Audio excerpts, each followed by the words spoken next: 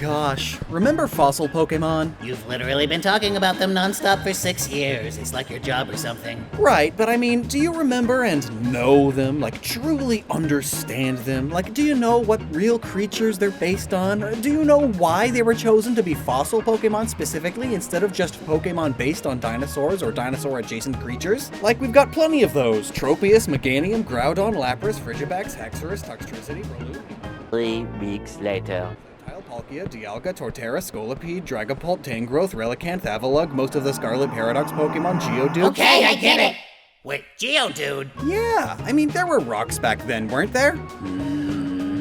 So what is it that makes the fossil Pokemon so special that they get special treatment? Didn't you answer that already in several different videos? Oh, this is an omnibus video we're in right now, isn't it? And you're going to go through all of the fossil Pokemon in order.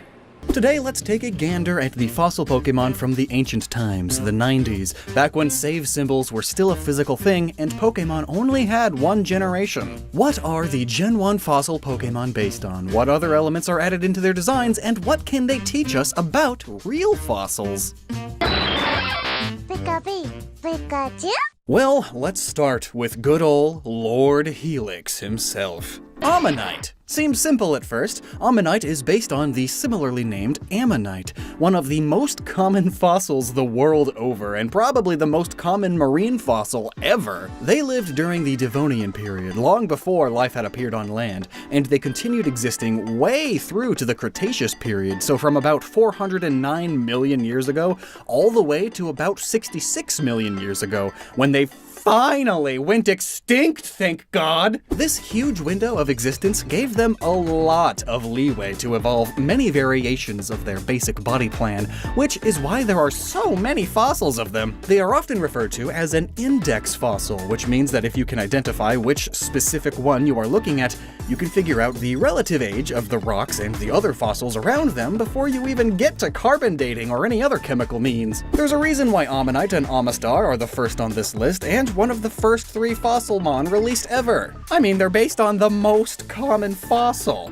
That just makes sense. And this is also why Omanyte is a fossil Pokemon specifically, and not just a normal Pokemon based on an extinct thing. There are plenty of Pokemon based on dinosaurs and extinct animals that aren't Fossilmon, so clearly there's more to what makes a Fossilmon worthy of being a Fossilmon. And in this case, it's not just because all Ammonites are extinct, but because their extinction and fossilization are just that important to our understanding of fossilization as a whole, and how the ocean used to be back before life on land. Fun fact, back in medieval England, they thought that ammonites were snakes that died curled up and then were magically turned into stone. Monks and merchants would fashion heads on where they thought the head should have been, on the aforementioned serpent stones. In Germany, they were called dragon stones, and farmers placed them in empty pails to magically spur cows into producing milk. It didn't work! Now, Omanyte itself appears to be based more on the earlier Ammonites from before the Cretaceous, because its shell is very coiled, and a lot of Ammonites of the later periods started to have more uncoiled shells, such as the Australiceras, and some were even weirder, like the Didymoceras nebraskans. And as for Omastar, its evolution, it now has a beak, like modern cephalopods. Ammonites didn't really have beaks, they had jaws, in which the lower jaw was more than twice as long as the upper, and it seemed that the upper jaw might have been slightly more flexible than its counterpart, though that kind of thing can be hard to tell when the fossil you're dealing with is more than 50 million years old. Also, there were plenty of spiky ammonites, such as the Discoshophites, and the entire Gillespkites genus. In general, there seemed to be more spiky boys during the Cretaceous, which means that Omastar, being the later evolution, makes even more sense, and I love that. Leave it to Lord Helix to be amazing. I also love how serious this museum seems to be about keeping its fossils safe. Some fossils are incredibly valuable, and are targets for museum theft. Or also just kids wanting to touch them and then they knock the stand over and they're fossils, so they're fragile. But it looks like this museum doesn't have to worry about that because they are protecting this Helix fossil with a Helix mattress. Sleep, sleep, sleep, sleep, sleep. Do you find yourself ominously chanting sleep because you just can't seem to rest? Or do you wake up in the morning all sore because your mattress might as well be a concrete slab? Are the lit torches surrounding your bed in a perfect circle making you too warm? Ugh, I know, right? Been there, done that. Now I have a nice mattress from Helix Sleep and everything is a lot better. And by now, I mean 7 years ago. So there's still 3 years on the 10-year warranty. All those years ago, while Elasmosaurus was still swimming in the sea, my wife and I took Helix's quick and easy online sleep quiz, which then recommends the best mattresses to fulfill your needs and sleep preferences. It also helps ease the stress of figuring out which mattress to order online, which the 100-night sleep trial helps with a bunch too. Yeah, 100 nights to make sure you love it. We got the Helix Midnight Luxe with a medium feel and a soft cooling cover, so all those lit torches, yeah, not as big a deal anymore. Through the free shipping, it came to us vacuum sealed in an easy to move box, so setup was simple, and the cat, oh yes, the cat, Sasha, she loved that box. The mattress too, she sleeps by our feet now. Also, there's a deal, a special deal in fact, because it's November, it's Black Friday all month long. Visit helixsleep.com/Lockstin and not only get 25% off your Helix mattress, but also 2 free pillows, soft and squishy. That's what we named ours.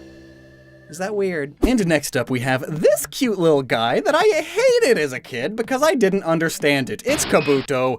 Are these its eyes? Are these its eyes?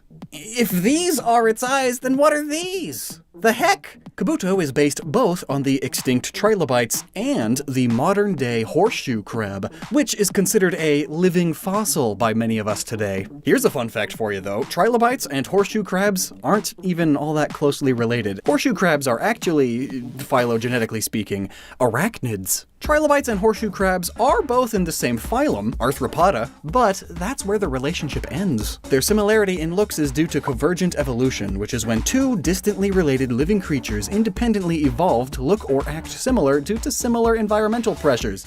And even though they have crab in their name, horseshoe crabs aren't even crabs either! I just hate when colloquialism and nomenclature don't line up! I also struggle with phone calls. Trilobites, just like ammonites, are another index fossil. There's just so stinking many of them. It's a super common fossil, which makes it a very fitting partner fossilmon. Kabuto's name is derived from kabutogani, which is the Japanese word for horseshoe crab, and Kabuto is also the name of samurai helmets, which often look similar to horseshoe crabs in the most basic of senses, like this one, if you only focus on the upper half. Yeah, this little dude seems to be more horseshoe crab-like and only tangentially trilobite-y, but if we look at its evolution, Kabutops. Whoa, look at this sharp, spiky boy! They've got curved swords. Well, they're more like scythes, since it's an ancient scyther after all, hence its shiny color being the exact color as regular scyther. But hey, that's just a theory. But still, compared to Kabuto, this guy is both way spikier and has way more in-depth design origin. First, it now looks way more trilobite and less horseshoe crabby, and has a few more fossily origins beyond just trilobites.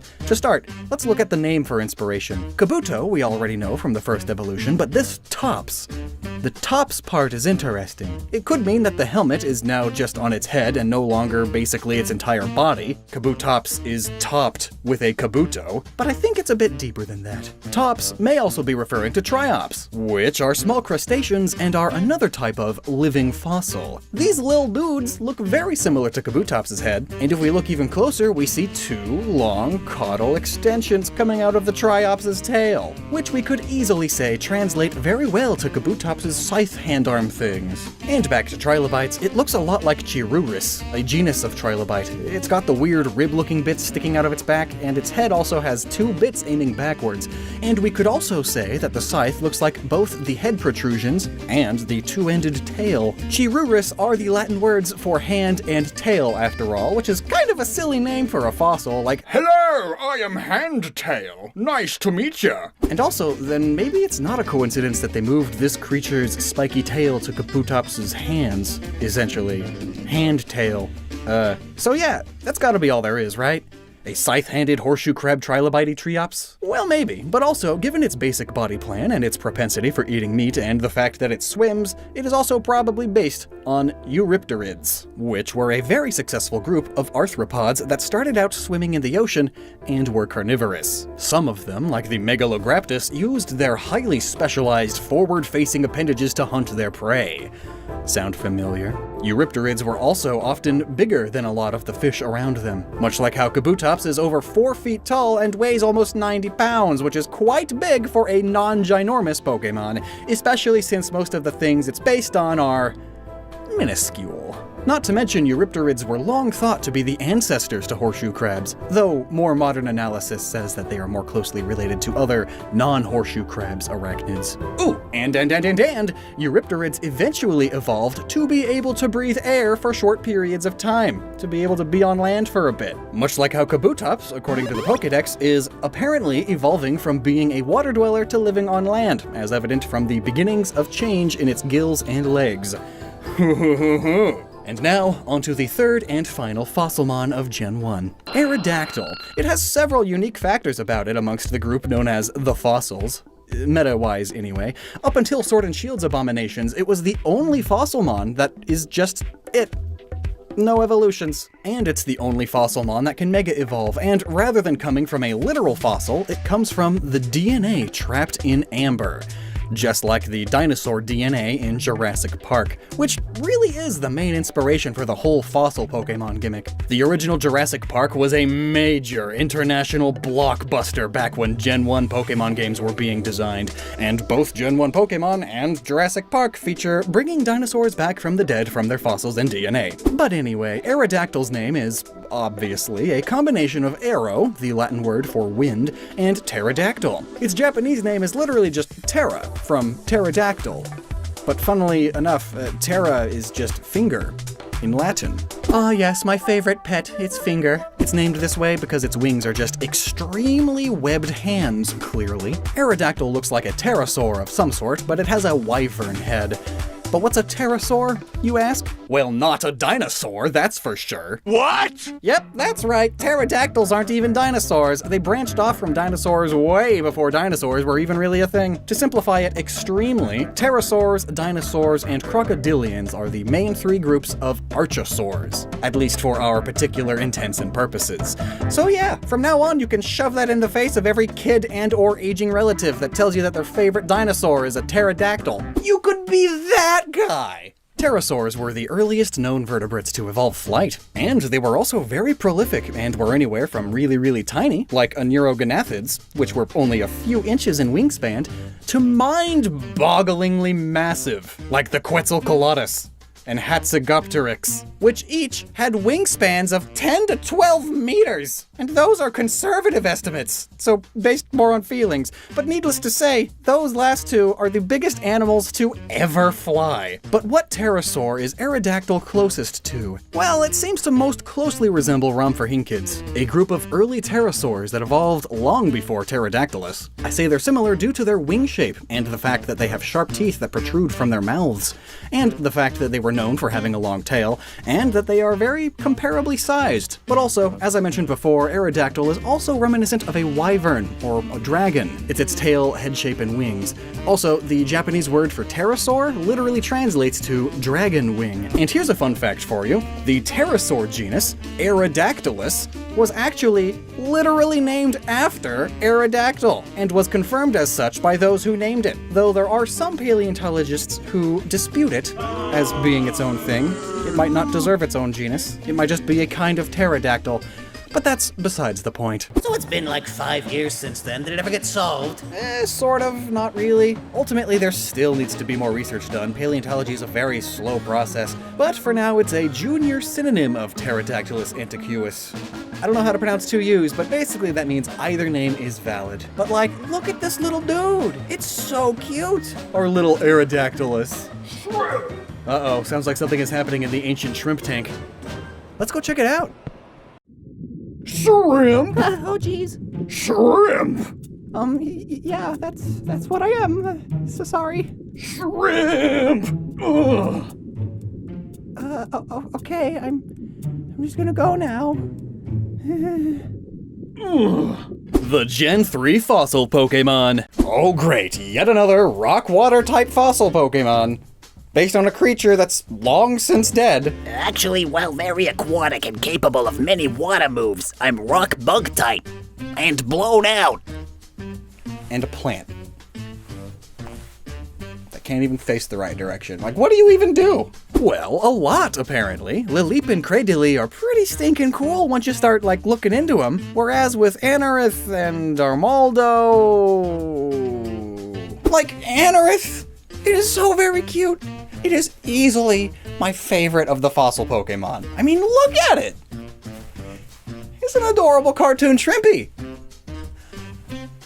And that's the problem. That's about all it has going for it, but we'll get to it later. Let's start with Lileep.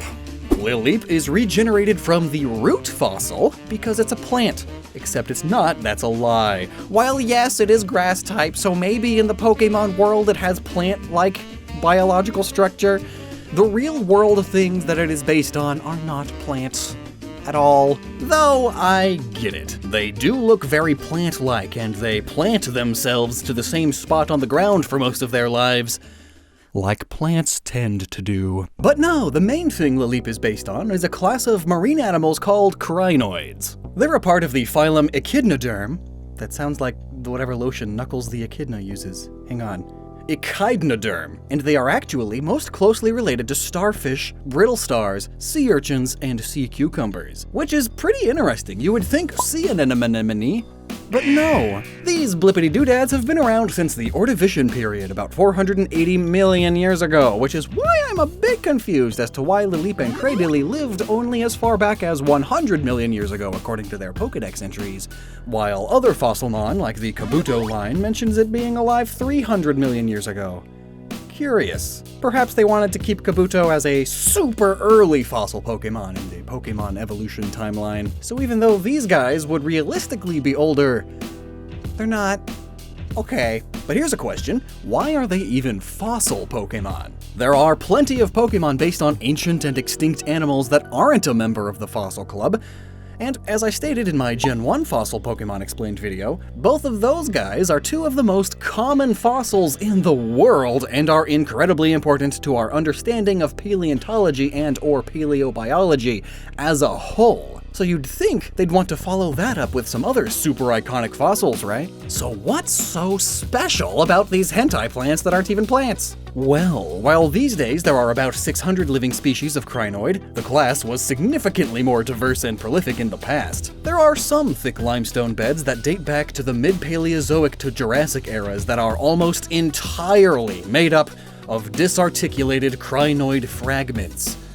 What does that mean in English? Well, come along, kids. We're gonna go along for a ride to Imagination Land. Imagination. So, imagine a giant puddle of people corpses.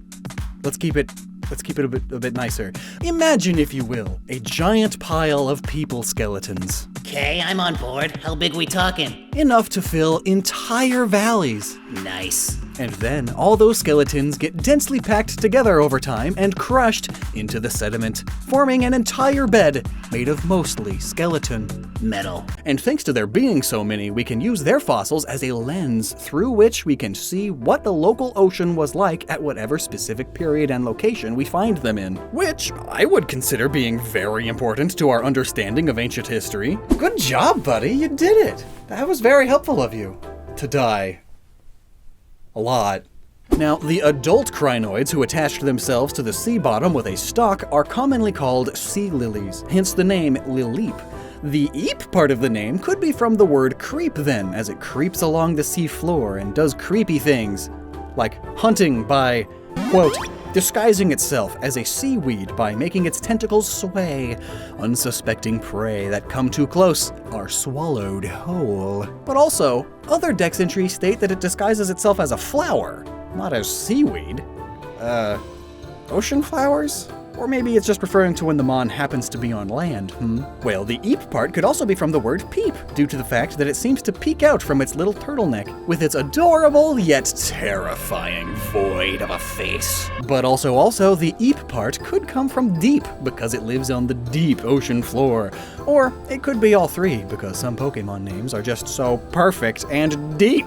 Its Japanese name is Lilia, which is probably a combination of lily and lilac, the primary color of Lileep's body. And now, I've been putting it off long enough, I suppose. Let's get to those unnecessarily phallic tentacle things. Like Egad, Cradilly especially. Like, those are just a bunch of floppy wieners. If that's what your flesh poles look like, you need to get yourself to a doctor. I suppose the tentacles do look partially like the tendrils on crinoids, but more so, it makes me think of sea anemones. After all, Lileep traps things with its tentacles and then swallows them whole, just like sea anemones do. And Cradilly, its evolution, swallows even bigger prey whole. Sea anemone are in the phylum Cnidaria with a silent C, and are closely related to things like jellyfish, man-o'-war, and coral, so they aren't even closely related to crinoids, like, not even sort of kind of close, despite looking a lot like them. Lileep is only a bit like a sea anemone, whereas Cradilly is basically sea anemone incarnate, but cranked up to 10. Sea anemone are normally pretty dormant, but most species are capable of moving, and they tend to do so every few weeks or months using their pedal disc, or foot. It's just like how Cradilly moves around. Anemone can also get huge, like Urticina and Columbiana, and Sticodactyla mertensii, which both can exceed 1 meter in diameter, and Metridium farcimen can reach 1 meter in length. So Lileep being 1 meter and Cradilly being 1.5 meters doesn't actually seem all that weird. But again, the interesting color choice Lileep and Cradilly's tentacles have is, well, I guess it's a very similar color to the well-known types of sea anemones, like the one in Finding Nemo, but the fact that it's two-toned and looks like half of the population's favorite part is a bit weird. But at least it's also funny. I'm talking about penises. Sea anemones are like most sea creatures in that they are named after a land species that they put a watery word around. In this case, the name comes from anemones, a kind of flower, due to many sea anemone being brightly colored like their flower namesake. But like, why anemone flowers specifically? There are plenty of brightly colored flowers to choose from. But yeah, I guess they do look kind of like the flowers from above. Kinda. If you squint and go cross-eyed a bit. Well, maybe it has to do with the way that they flop about when the ocean current is strong. The word anemone comes from the Greek anemos, meaning wind. Anemones, the flower, are thought to only open when the wind is blowing them. So apply that logic to ocean currents, I guess. If we look at Cradilly's Pokedex entries, it states that it roams around the ocean floor in search of food. This Pokemon freely extends its tree trunk-like neck and captures unwary prey using its 8 tentacles. Which, like, that's basically an octopus, right? I mean, just replace extends tree trunk-like neck to stretches its whole dang body, and that's how octopi hunt. Oh yeah, and that somehow reminds me, do you want to see the weirdest thing Cradilly may be partially inspired by? And when I say weird, I mean weird. Predatory tunicates. Tunicats? Tunicates? Whatever. Look at this weirdo. Look at him and tell me there's a god! So, what exactly are we looking at? Well, their scientific name is Megalodicopia hians, and they are basically a bear trap for tiny crustaceans and zooplankton alike. They live in the deep ocean, at about 183 to 1,000 meters down. And they stay anchored along the deep sea canyon walls and seafloor. When something small happens to float into its mouth, which is actually a siphon, it snaps it shut and won't open again until the prey is fully digested. So it's just like a Venus flytrap, or like a Cradilly, or like the Darlingtonica californica, aka the cobra lily, which we made a Bellsprout variant to one time. It's like a snake. Look at that. It's cute. Self-promo. But actually, if we look at the cobra lily's flower, Cradilly looks a lot like their flowers, but the colors are reversed, and it's superimposed over the actual main plant, especially since their flowers tend to droop down and the leaves droop around the flower itself. It's a lot like how droopy Cradilly's head and neck are. Cradilly. Cradilly.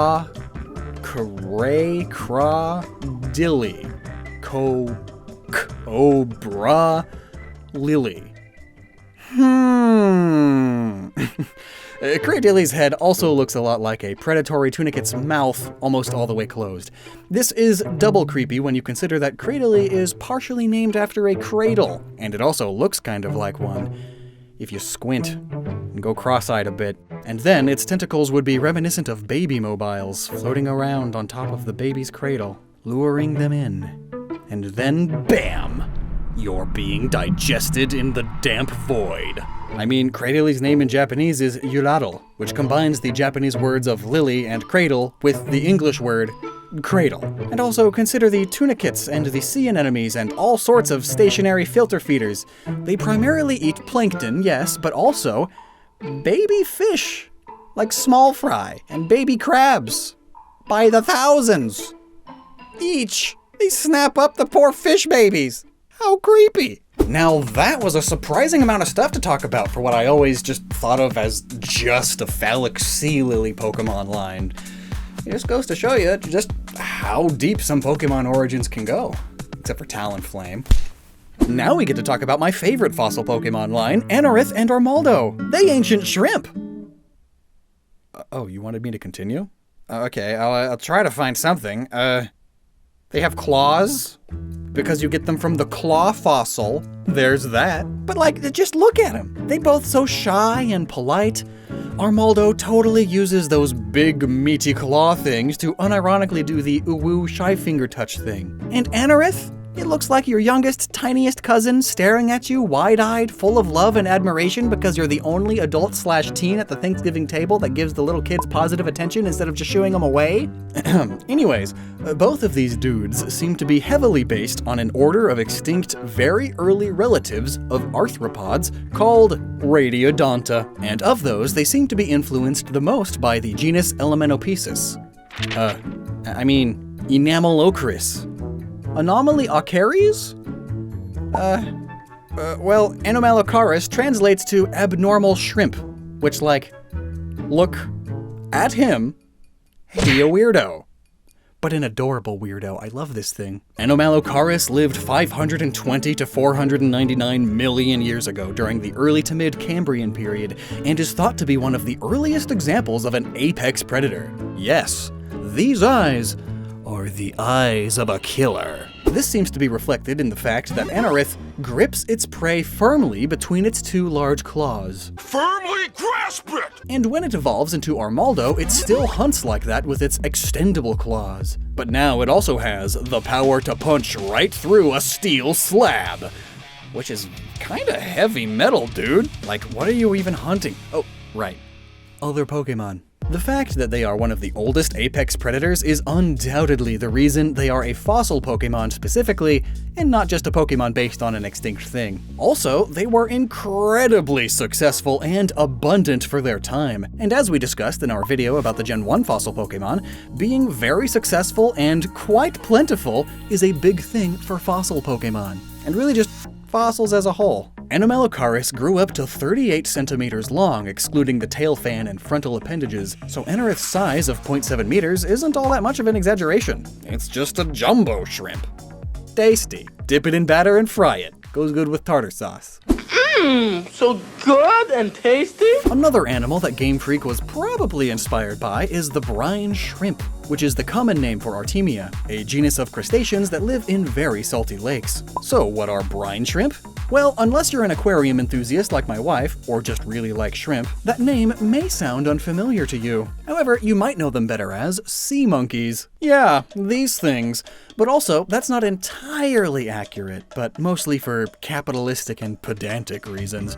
Supposedly, according to the company that markets them, sea monkeys are an artificial breed known as Artemia nyos, N-Y-O-S, and they are formed by hybridizing different species of Artemia. They are also claimed to live longer and grow bigger than ordinary brine shrimp. However, in typical marketing fashion, there are no references to these claims outside of marketing from the manufacturer. So yeah, they're basically a patented breed of aquatic animal, just like glowfish. Now, brine shrimp don't look like much at first glance, but from far away, they look just like extremely small little feathers floating around in the water.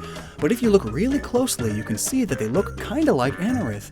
After all, they swim in a very pretty undulating sort of way, the same way that Anorith is described to swim, and the same way that Anomalocaris are thought to have swum. And also, they make some of the best fish food because they're jam-packed with healthy fats and protein in such a tiny little space. Tasty. Dip them in batter and fry them. Goes good with tartar sauce. You just need like a couple thousand of them. Yeah.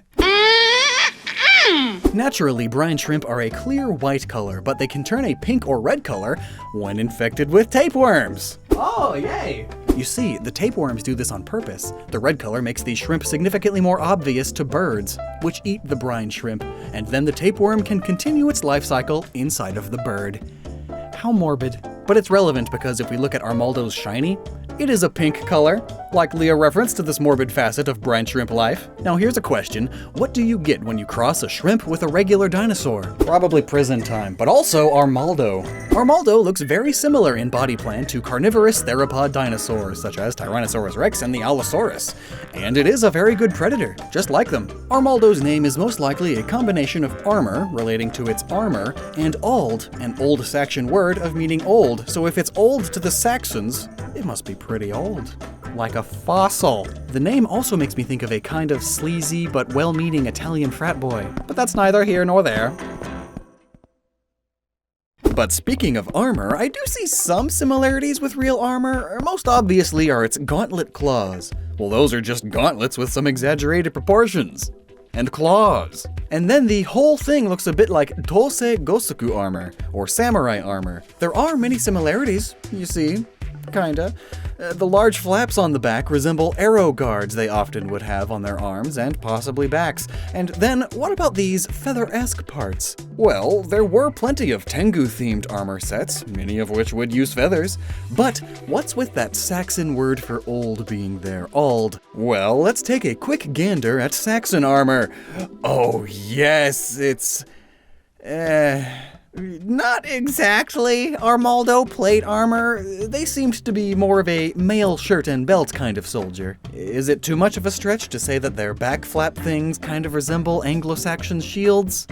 Yeah, maybe. But also, their helmets were famous for that nose bridge and face shielding thing with the eye holes.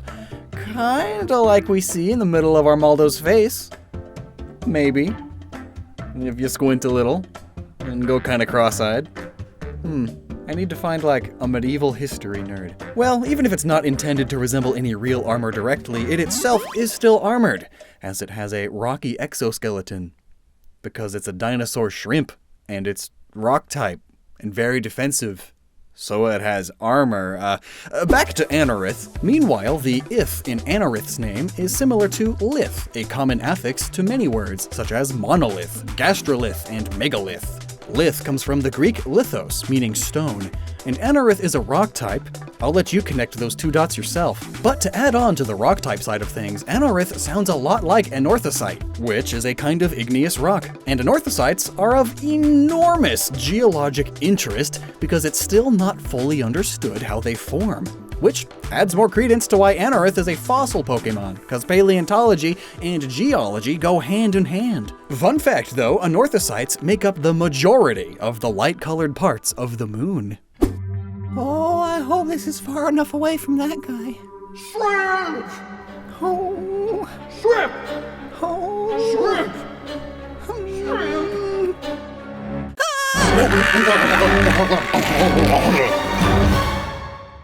Oh, shrimp. I'm glad to have finally witnessed the murder. Yeah. Oh no. Oh no.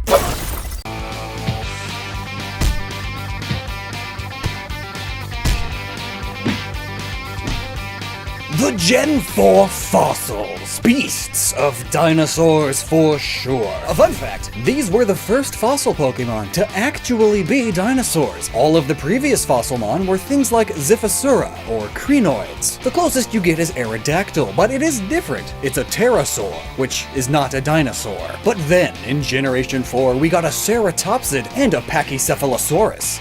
Real dinosaurs, how exciting! But what more is there to their designs, their origins, and what makes them tick? And why is Bastiodon so ugly? Let's start with the radical one. Rampardos and Cranidos are both very obviously based on the family of dinosaurs known as the Pachycephalosaurus, which were a clade of ornithischian dinosaurs that almost exclusively lived during the late Cretaceous period, dating between about 85 and 65 million years ago. That's 85 million also, not 85. Like, we weren't riding Pachycephalosaurus in World War I. Unless, also mainly exclusively in the northern hemisphere, these Pokemon appear to be mostly inspired by P. wyomingensis.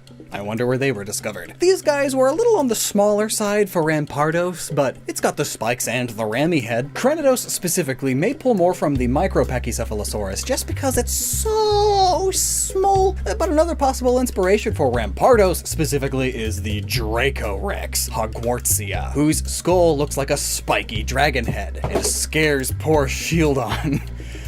But hence the name. I mean, Hogwartsia, Dracorex. Paleontologists are nerds. But yeah, when you look at Rampardos, it has lots of spikes on its head, and some of them are on the underside of the dome, more towards the muzzle. And if you look at the Dracorex, it not only has a lot of spikes, but those spikes are also below the dome and on the muzzle. Whereas Cranidos has less spikes, and none of those spikes are below the dome. They are osteoderms, which are more like bumps as opposed to spikes. So therefore, it would be more like just a generic Pachycephalosaurus. The fun thing about all this is that the current consensus on Dracorex is that it doesn't actually exist.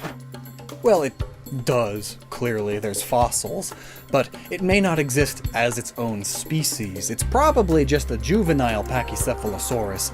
Paleontologists and paleobiologists currently believe that as Pachys get older, their head bones get less complicated and thus less spiky. So a baby would have a more spiky head than a teenager one, and a teenager one would be spikier than an adult one. So really, if the Rampardos line was truly accurate to our current paleontological understanding, Cranidos would be the spikier one, and Rampardos would be the one with only a few spikes. But that wouldn't be as cool. But still, the more you know. But speaking of Pokemon dinosaur inaccuracies, which is totally fine, it's a fantastical world, they can do whatever. A lot of their Pokedex entries talk about ramming prey down with their heads, which, if you consider its real-world inspirations, is, silly. For two reasons. The quicker of the two reasons is that Pachycephalosaurus were mostly herbivores, with a side of insectivore in there for a few of this species, and therefore they wouldn't have any prey beyond maybe insects that just happen to be on the leaf they're eating. Now go try and headbutt a grasshopper and report back, tell me how well you did. Well then, if not for prey hunting, then was it for competition? For breeding rights, like modern rams and deer? Well, also no, this whole headbutting thing is a myth that was popularized thanks to the second Jurassic Park movie, and it's very likely flat out wrong. Curse you, Steven Spielberg and Michael Crichton, for making memorable yet ultimately wrong claims about dinosaurs and paleontology in general. Well, I guess they weren't wrong so much as a little misguided. Most paleontologists agree that because of the way the neck and head are built on Pachycephalosauruses, frequent headbutting would be a pretty terrible idea. Now, they may have used headbutting in a weird lizard joust for finding mates every once in a while, but based on the scars and lesions found on Pachys, it seems more like they would whack into the sides of each other at about the shoulders, mostly with the side of their upper head instead of head-on like they're always portrayed as doing. Think about how giraffes fight. Yeah, like that. The fact that their shoulders are especially robust for ornithischians lends further credence to this theory, not to mention the fact that although they do have rather thick skulls, their skulls are just thick, not thick.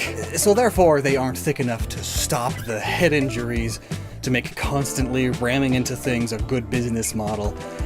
Even if they had protection similar to woodpeckers, the scale of all of this would still lead to plenty of drain damage. which typically is not great for survival. Now for etymology. Cranidos is named that because they have a big cranium, the fancy word for skull or head, hence the Spanish channel I tried doing being called Gicranio. And this is fitting because they have gigantic heads in comparison to their bodies. The dos then may be there simply because it makes the name sound more like a dinosaur name. Dos is close to Don, and many dinosaurs and other ancient reptiles end with Don, like the Iguanodon, the Dimetrodon, etc. But also, dinos is short for dinosaur, and you can swap the D and the N around, you get nidos. Cranidos.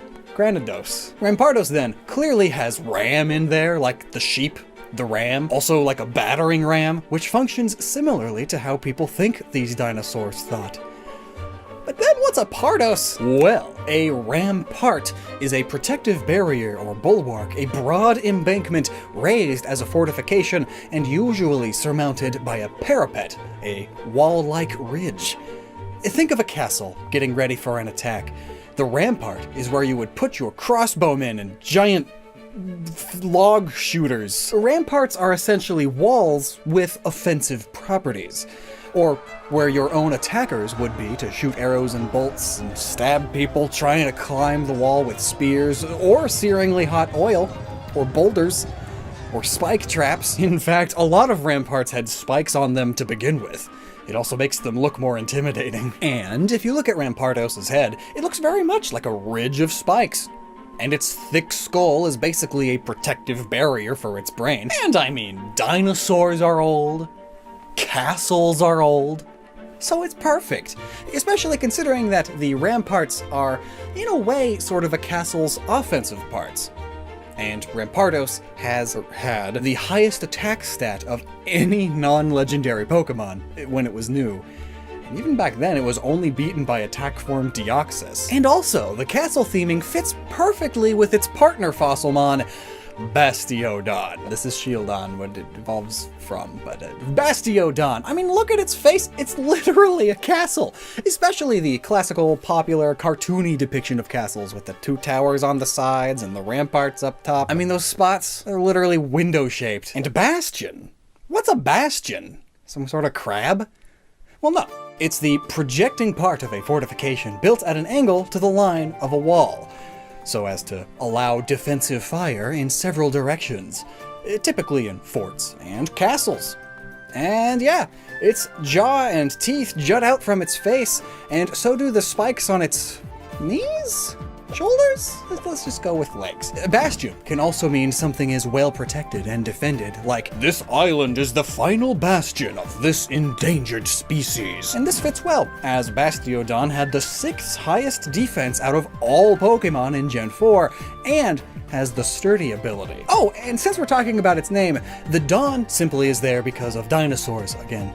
Don is Latin for tooth, and dinosaurs have teeth, so we named a lot of them after that fact. Shieldon then is just shield tooth because its whole face is a shield, and it has teeth.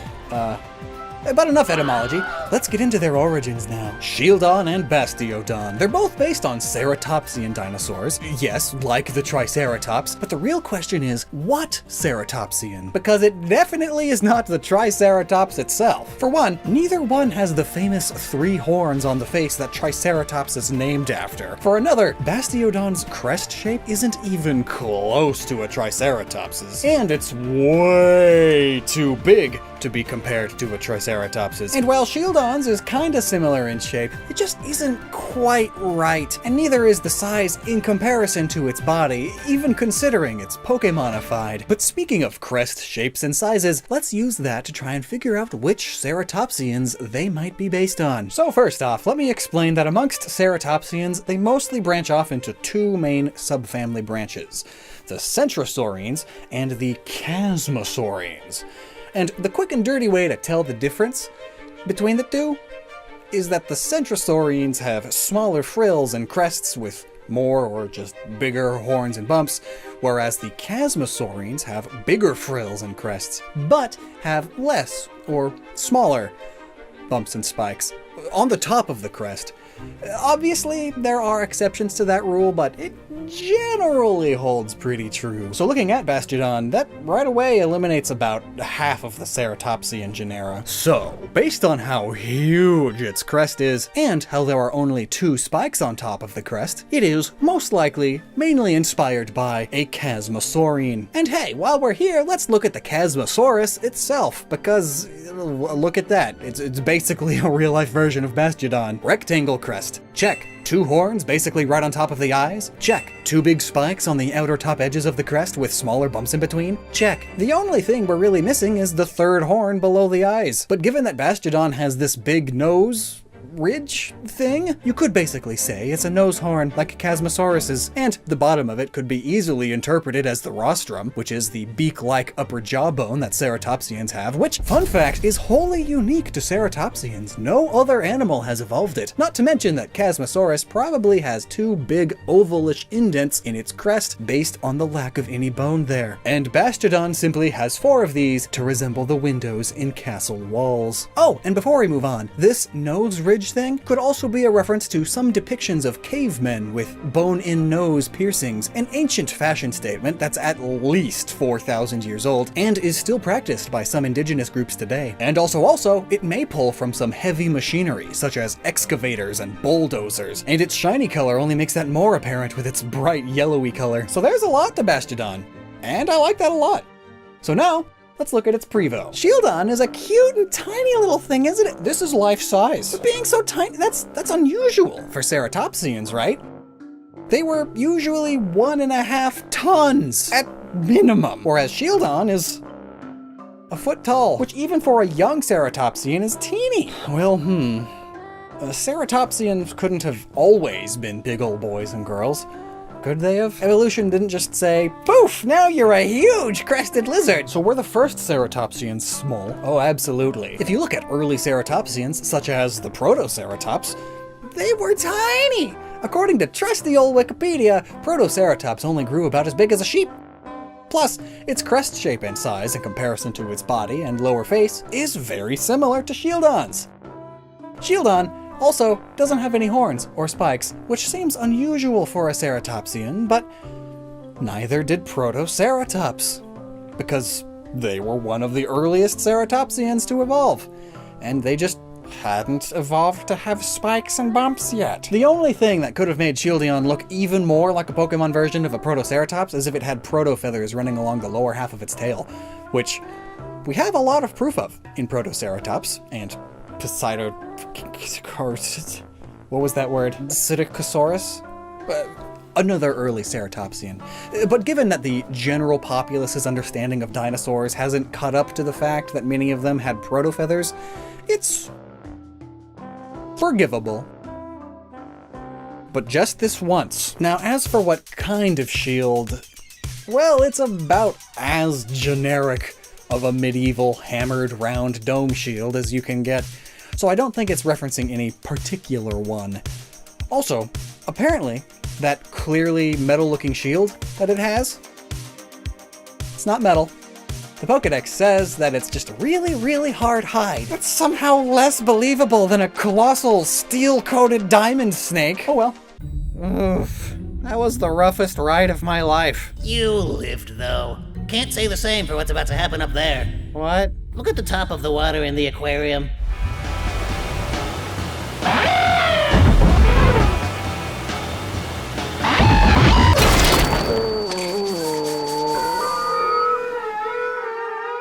The Gen 5 fossil Pokémon, Archon, Archeops, Caracosta, and Tortuga. I'm pronouncing all 4 of those wrong. Let's try that again. Archon, Archeops, Caracosta, and Tortuga. I'm going to mess up these pronunciations every time I say them, I just know it. But looking at Tortuga here, the turt comes from turtle, and Tortuga just means turtle in Spanish. Its name means turtle! So question, why is a turtle that is this much a turtle a fossil Pokémon? As I've mentioned in the previous fossil videos, each of the fossil Pokémon so far have a good reason for being a fossil Pokémon, rather than just being another Pokémon that's based on an extinct thing. The best example being Omanyte, based on the most common fossil, period. Or Anorith, based on the first apex predator. Yes, really. And if you know about Archon, you can probably guess what it's doing here. Even the Pokédex states that it is the first bird Pokémon. But Tirtuga? Okay. Yeah. Whatever you say. So, what are these Pokémon based on? Why are they here, and why are they fossil Pokémon? That's today's video. Archon, revived from a plume fossil, gets its name from the Archean period. I mean, that's a single letter off. Though, the Archean period is between 2.5 and 4.5 billion years ago. Yeah, with a B. It's the time period the Earth cooled down just enough for continents to form. And towards the end, microbial life decided to just be a thing. So yeah, this is way before dinosaurs even. Pokémon, are you stupid? Though perhaps linking it to the Archean period is more coincidental rather than intentional, as the word has the same root word as the exact dinosaur that Archon is based on, which is likely where it really gets its name. I'd like to introduce you to the Archaeopteryx, a proto-bird from the Tithonian Age, aka the very end of the Jurassic Epoch, from about 150.8 to 148.5 million years ago. Like the Archean period, the Archaeopteryx pulls the archaea part of the word from the Greek archaios, meaning ancient. Archaeopteryx literally means ancient wing, and that's because that's what it has.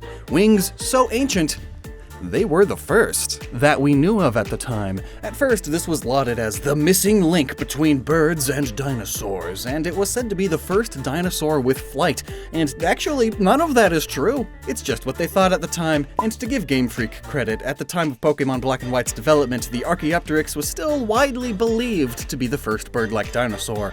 But since then, earlier species have been found and have become more common knowledge, like the Xiaotingya and Orornis. Also, despite how the Archaeopteryx was once considered a distant ancestor to all modern birds, since more studies have been done, paleontologists now know that this is not the case at all, so the Pokédex saying Archon is the first bird Pokémon can very well justifiably be retconned in the future if Game Freak so chooses. These days, paleontologists swing between the Archaeopteryx being an early, dead-end branch of avian evolution that's close to modern birds, and Archaeopteryx is in the Deinonychosauria avales closest sister group.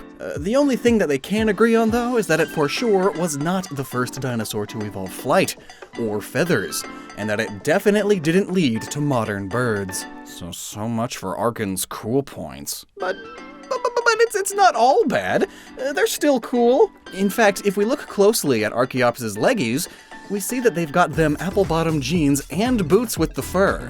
I mean, they have very distinct feathers sticking out of the backs of their legs, almost like a second pair of wings, and strangely enough, that was a thing in avian history. This dinosaur, Anchiornis huxleyi, a Paravian dinosaur that lived 160 million years ago, which, funnily, is also older than our beloved Archaeopteryx. The Bavarian there means it's part of the group of dinosaurs that includes the smaller feathered dinosaurs like Deinonychus, Archaeopteryx, Troodons, and the Aviolon, aka modern birds. And the coolest part?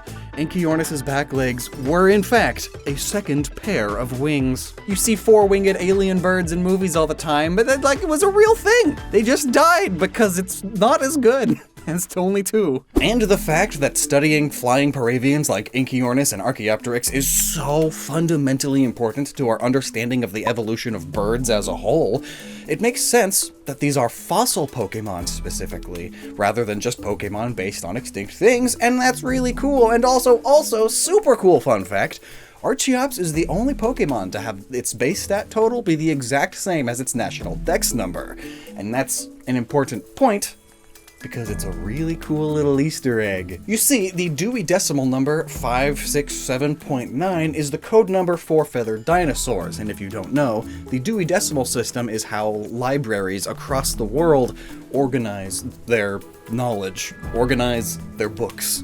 So, in any library across the world you go to section 567.9, you'll find books on feathered dinosaurs. Oh, Arkin, your feathers are so soft. They feel almost like my pillow at home, the Helix Dream Pillow from Helix Sleep. Oh, look, Arkin likes the mattress. Sorry though, bud, we gotta look at your muzzle. Now, Arkin's muzzle area and the fact that it's obviously different from the rest of the head and body in both color and composition seems to be a reference to how modern paleo artists usually portray dromaeosaurs as having almost a beak, but not quite, which is different from the rest of the face, or having a face that is different from the neck down, which is accurate to our current understanding of what they most likely looked like based on CAT scans and skin and feather impressions and such. Also, Arkin's muzzle looks cracked, and reminds me of how cracked and piecemeal fossils often are, especially the skulls themselves. Now then, Archaeops are described as intelligent and will cooperate to catch prey, which, while popularized by Jurassic Park as a thing raptor dinosaurs did, it is most likely false, according to more recent studies. But since that study didn't get officially published until the beginning of this pandemonium, pandemic, let's give Game Freak a pass there. But Archaeops is also said to use a running start to take flight, while Archon were unable to fly and moved about by hopping from one branch to another, which are kind of the opposite of each other. Wait, it's not Archon or Archaeops, it's Archon and Archaeops, right? Arkin! Stop! Anime! But if you think about it from a theories about avian evolution angle, it makes perfect sense. In the study of bird evolution, there are two main theories about how birds evolved flight. They are known as the ground-up, or cursorial model, and the trees-down, or arboreal model. And according to Scientific American, the two theories can be explained as thus. Traditionally, scholars have advanced two theories for how bird flight evolved. One of these, dubbed the arboreal model, holds that it developed in a tree-dwelling ancestor that was built for gliding and started flapping to extend its air time. The other, known as the cursorial theory, posits that flight arose in small, bipedal terrestrial theropod dinosaurs that sped along the ground with arms outstretched and leaped into the air while pursuing prey or evading predators. Feathers on their forelimbs enhanced lift, thereby allowing the creatures to take wing. Each possibility seems to describe something similar to Archon and Archaeops respectively, which is really cool, but which of these two theories is the correct one? Well, every few years a new study comes out that proves that one is correct, but then another paleontologist comes out with another study shortly afterwards saying just how wrong that last guy was, and so on and so forth. The paleontology field has some serious drama issues. So let's get away from that. Now on to non-dinosaur inspirations, and yes, there are some. Potentially. Theoretically. Meet Khufu, 4th dynasty pharaoh in ancient Egypt. The pharaoh who most likely had the Great Pyramid of Giza built. You know, the tallest man-made structure until basically modern times. Anyway, Cheops, spelled Cheops but pronounced Cheops, is how the ancient Greeks referred to Khufu. However, one of his names being Cheops isn't the only reason it's an inspiration for Archaeops. A lot of depictions in Khufu's name in ancient Egypt use both birds and snakes in the hieroglyphics, including in his cartouche, which was basically an oval with the most important way to represent the pharaoh's name inside of it. And Archaeops' design is very obviously a bird with some snake-like qualities, namely its head and neck, which really isn't a snake just a head and a neck, so it's like a whole snake but then coming out of a chicken. Either way, it looks like a red Ekans on a fat bird. Also, in ancient Egypt, birds and snakes, especially when referenced together, were very important and denoted the pharaonic ability and/or right to rule. Throughout the thousands of years of ancient Egyptian civilization, pharaohs and queens would wear headdresses or crowns that represented Wadjet, the cobra goddess, who was the matron and protector of Lower Egypt. Which was actually Northern Egypt, because ancient Egypt didn't have the same ideas of North and South as modern societies do. As well as Nekhbet, the vulture goddess that was the matron and protector of Upper Egypt. Southern Egypt to us modern people. Sometimes they were depicted separately, but they were usually together to represent that the pharaoh ruled over both Upper and Lower Egypt. Even in dynastic periods where that wasn't necessarily true. The fact that the sex ratio for this line is 87.5% male and 12.5% female could be a reference to its ancient Egyptian pharaoh inspirations, given that almost all pharaohs were male, with female pharaohs being an extreme outlier.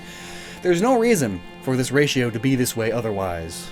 You know? But speaking of bird-snake hybrids, there's another thing from ancient history that Archaeops is definitely a nod to, at least. Mesoamerican feathered serpents, which include Quetzalcoatl, a deity from Aztec beliefs, Kukulkan, a Yucatec Maya deity, and a few more deities too. Mesoamerican feathered serpents were also known as vision serpents, and Maya mythology describes serpents as being the vehicles by which celestial bodies, such as the sun and stars, cross the heavens.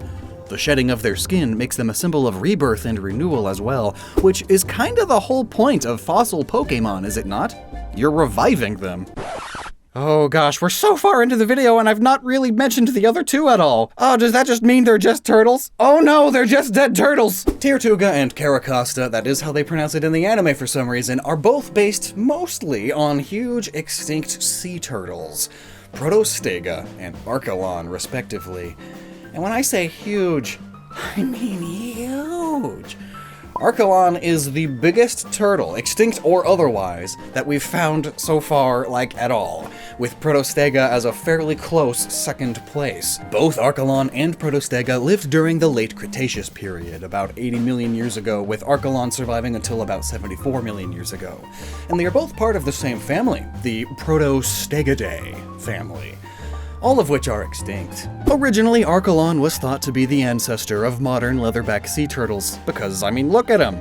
They look and function similarly, but modern understanding puts them into a completely unrelated, extinct lineage to any living turtles. And I didn't just bring that up as a fun fact, it's actually very related to both Mon. The coloring and body shape of both of them look very similar to modern leatherback turtles, with Tortuga being a baby one. These strange indents on both Pokemon's shells may be a reference to the fact that the turtle fossils are basically just bone, and the structure of the fossil shell area looks similar, especially to Caracosta. Then, the front of Caracosta's shell resembles a bulletproof vest, fitting since it's such a defensive Mon, a very tanky turtle, and both Mon's heads look like a protective helmet or protective visor. And that, combined with the dark blue color scheme, are reminiscent of police or SWAT uniforms, which makes sense since Unova is based on New York, and New York City famously has a contender for the most well-known police force in the world, the NYPD, with enough employees to be a small military force, and US police budgets and size are notoriously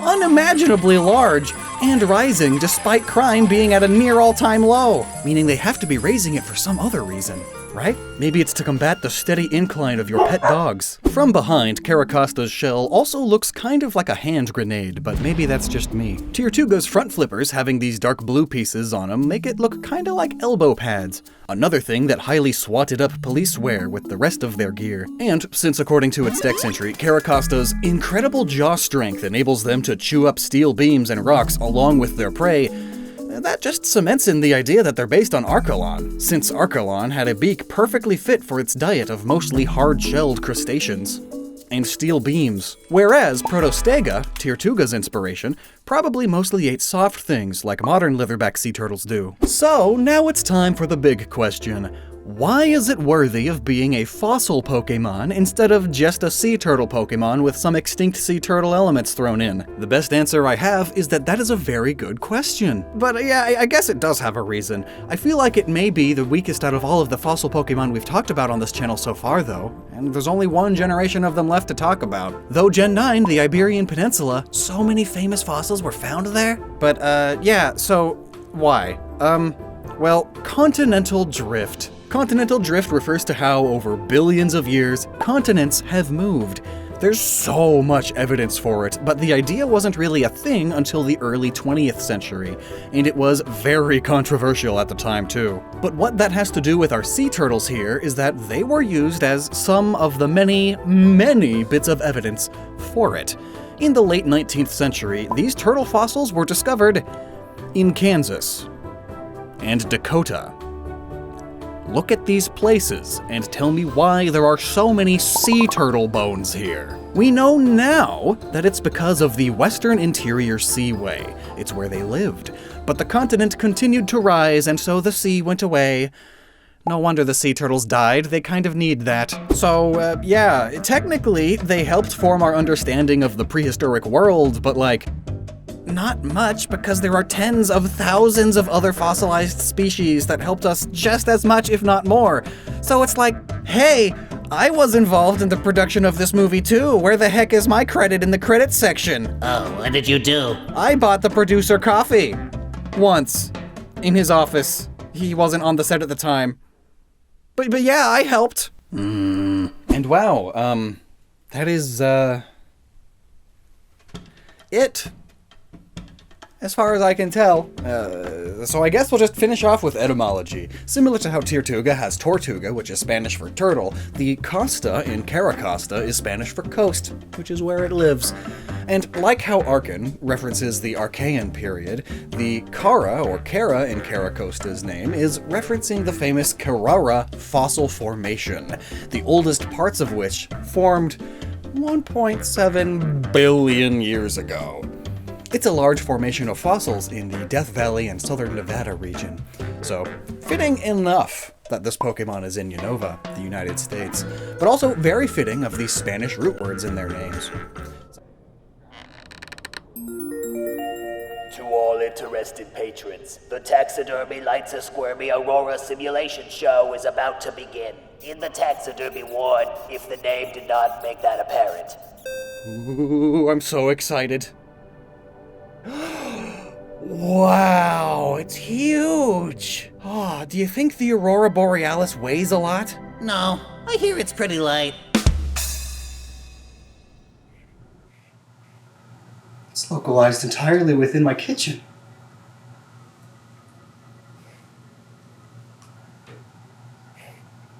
It all comes together. Pokémon X and Y gave us Amara, Aurorus, Tyrant, and Tyrantrum. And you know what I said when they got revealed? How did it take them this long to do a T-Rex?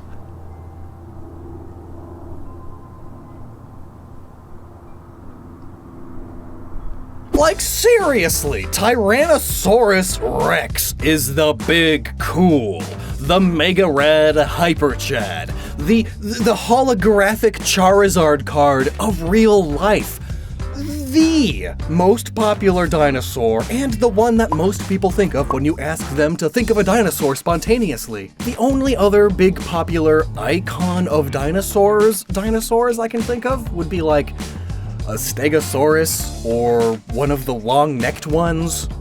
Ah. In this video, we are going to go over these 4 Pokemon, explain what they are, why they are fossil Pokemon, why they are in Kalos, and also many cool facts about their design and the real animals they pull their inspiration from. Aurorus and Amora are long-necked dinosaurs. They have those long necks to munch on tree stars. However, there are just so many different kinds of long-necked dinosaurs. Apatosaurus, Brachiosaurus, Camarasaurus, Diplodocus, Haplacanthosaurus, Saltosaurus. Argentinosaurus was the largest thing to ever walk on land at 97 tons and 35 meters, making it longer than a blue whale. Though not as heavy, but considering it doesn't have water to help with its weight, it's honestly more ridiculous. Oh, and how could I even forget the Alamosaurus? Out of all of them though, Amora and Aurorus are heavily based on the dinosaur genus Amargasaurus, which was a sauropod dinosaur that lived during the early Cretaceous epoch, which was about 129 to 122 million years ago, which is perfect because Amora's dex states several times that it had been frozen in ice over 100 million years. And this Amargasaurus was discovered in what is now La Amarga, Argentina, and also hence the name of that Argentinosaurus I mentioned. We, as in humanity, not us here at Noggin personally, currently have only one complete skeleton of the only species in the genus, Amargasaurus Kazowie? Kazooie? And on it, you can see 2 rows of these absolutely gorgeous and intimidating spines. And in fact, they are the longest spines on any sauropod discovered so far. by a long shot, and up until very recently it was believed that those spines were used to support two sets of sails, reminiscent of the one on Spinosaurus, though that is currently believed to be unlikely, and that they were most likely just very long spines covered in a keratinous sheath. Though most paleo artists still give both rows a small sail that only goes up halfway the spines, or only on the spines on the back, because why not? It might still have had smallish sails, so just draw them on because it looks cool, until it's completely proven otherwise. Might be a while though, because this dino is so recently discovered, having only been discovered in the mid-1980s, and there is such a small amount of evidence for what they looked like. What with having only one mostly complete skeleton recovered, there hasn't been much studying done on Amargasaurus, and what it did and did not have. So can you really blame the artists? A sauropod with two partial sails, or one with two rows of tall, scary spikes on its back, are both pretty cool in my opinion. And this is why Aurorus and Amora have sails on their head, and Aurorus is going pretty far down its neck too. Maybe it's a nod to the fact that modern paleo art still shows these partial sails. Breaking news! Literally one day after writing this part of the script, a new study comes out that states literally the exact opposite of everything I just said. The study says both anatomical and histological evidence does not support the presence of a keratinized sheath, and that the spatial distribution and relative orientation of the Sharpei's fibers suggest the presence of an important system of interspinous ligaments that possibly connect successive hemispinous processes in Amargasaurus. These ligaments were distributed along the entirety of the hemispinous processes. The differential distribution of secondary osteons indicates that the cervical hemispinous processes of Amargasaurus were subjected to mechanical forces that generated higher compression strain on the anterior side of the elements. Current data support the hypothesis for the presence of a cervical sail in Amargasaurus and other Dicraeosaurids.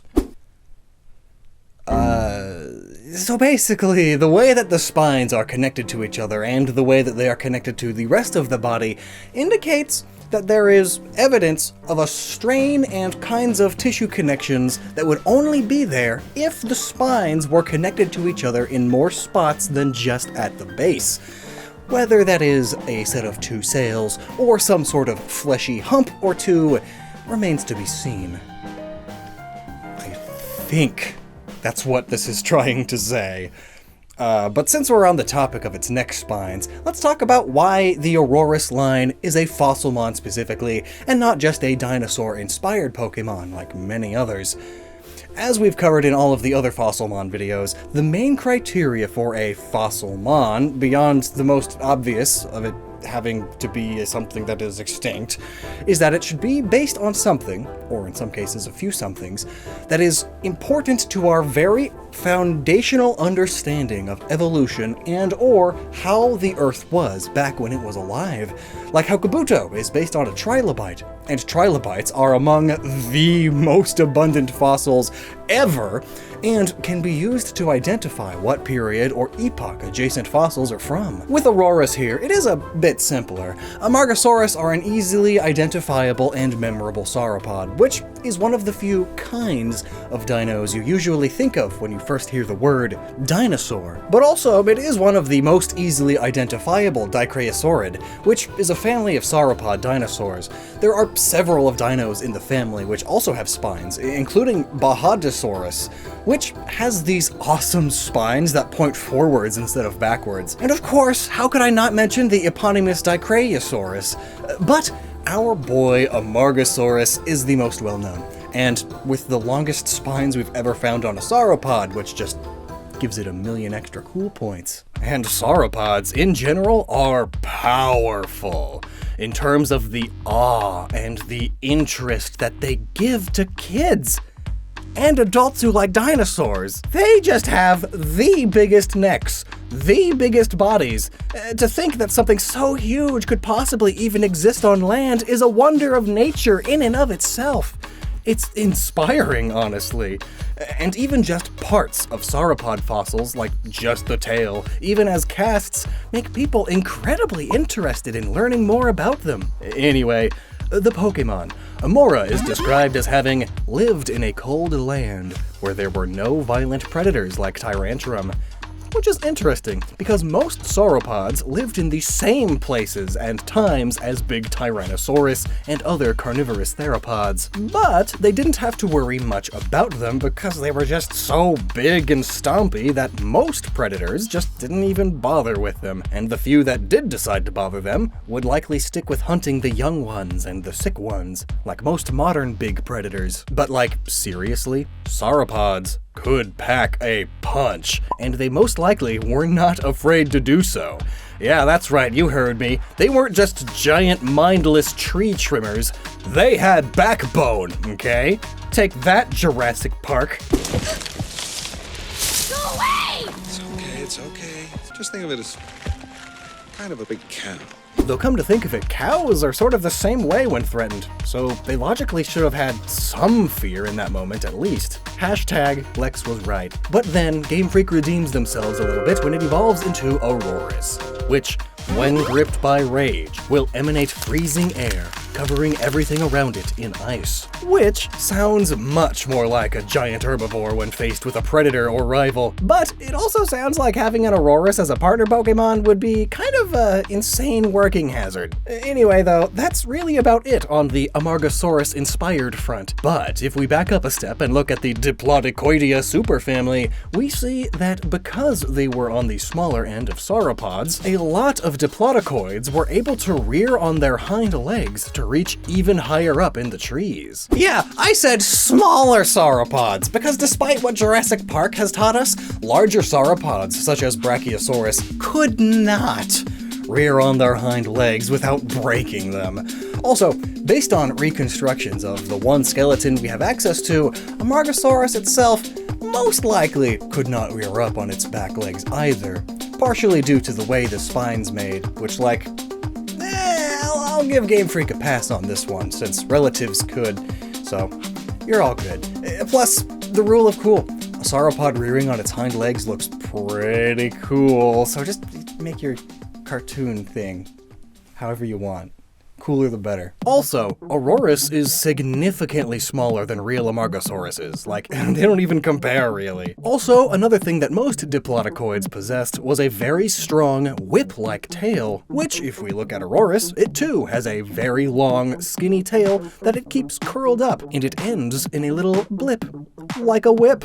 And as for etymology, both of their names are double perfect, both because of the "a" in sauropod and dinosaur, and also the "a" in Aurora. Related fun fact! The German name for Auroras, Amargarga, is a fun name to say, and is a reference to the Cave of Gargus, which is a set of caves in France that are famous in paleoarchaeology for their cave art and artifacts of ancient humans, which date back all the way to the Upper Paleolithic, which was also the last ice age, and also had remains of extinct animals in them, which could be a reference to the fact that Amora was found frozen solid within a glacier, despite that not really being a thing for dinosaurs, since the Ice Age had not happened yet when non-avian dinosaurs were still roaming the Earth, and usually that's a thing that happens with mammals, including mammoths and this steppe bison, which some Russian and South Korean scientists are suggesting trying to extract DNA from and possibly revive. So maybe we'll see real-life Fossilmon in our lifetimes, eh? But speaking of the cold and dinosaurs, contrary to what people used to think, there were dinosaurs that lived in regions that were either very cold year-round or were very cold for part of the year, and thus probably experienced snow for at least a part of the year, and therefore had evolved ways to deal with said cold. Like Pachyrhinosaurus and Eutyrannus had feathers on their whole bodies, basically, and are, so far, the biggest very feathered dinosaurs we've found by a long shot. And this ability to survive in the cold and the existence on feathers on a lot of them are just more evidence that dinosaurs were both warm-blooded and more active than pop culture tends to give them credit for. Another fun fact about the dinosaurs in colder regions.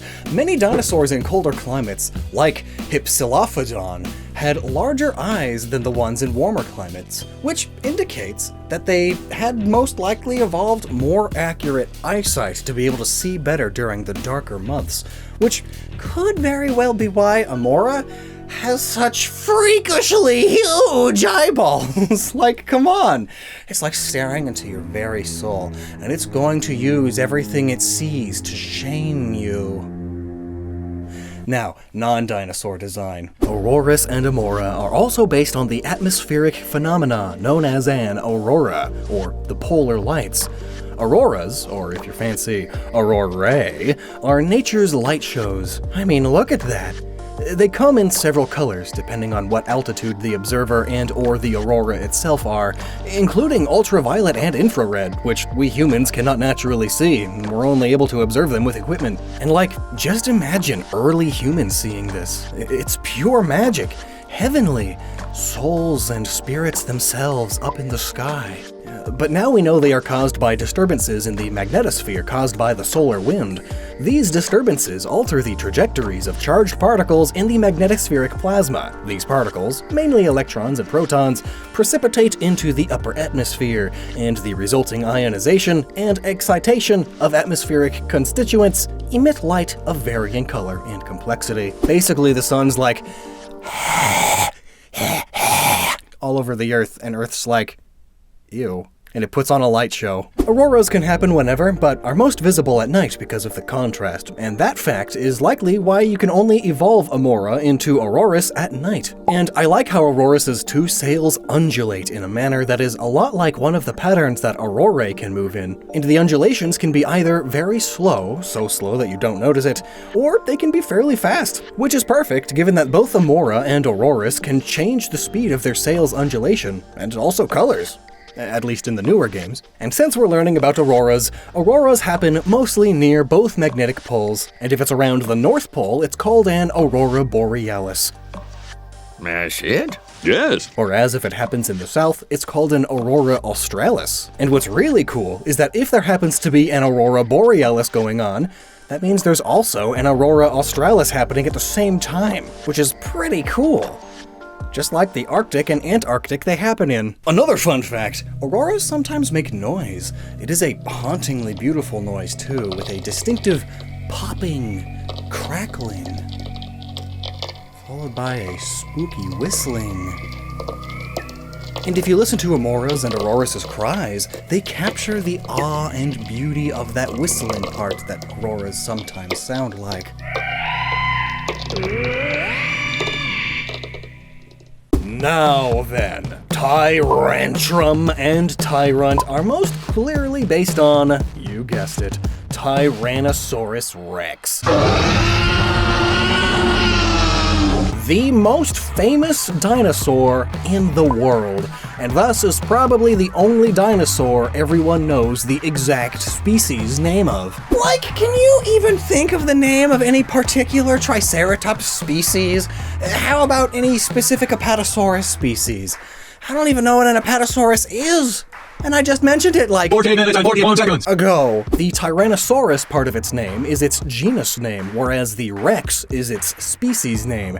And put together, they form its binomial name. And given that T-Rex is the most easily recognized and famous dinosaur of all human paleontological knowledge, and is also one of the ones with the most fossils found and the most studies done on it, I don't think I really need to wax poetic about why it's a fossil Pokemon instead of just a Pokemon inspired by an extinct thing, now do I? And since long-necked dinosaurs are sort of the second place, that's why Aurorus is a fossilmon too. And let me tell you all about the amazingly terrifying mega beast that is T-Rex. There's a reason why it is the most famous dinosaur the world over. There's a reason why I was able to find something as cool as this at just some generic craft store. Right? How many dinosaur things do you think they have? One. It's T-Rex. Do you think it's just that big and popular because it has the most epic scientific name, which translates to Tyrant Lizard King? Or is it because it is one of the dinosaurs with the most remains we've found, due to it being such a successful predator that it got very widespread and populated? Or is it because it was a beast of a hunter? Well, one super cool thing is that depending on which study or reconstruction you go off of, it is either the largest land predator ever, or is a very close second, only behind Giganotosaurus or Giganotosaurus.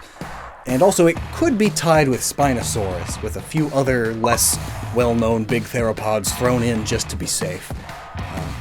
But man, the debates on who was the biggest is fierce among paleontologists and paleo-nerds.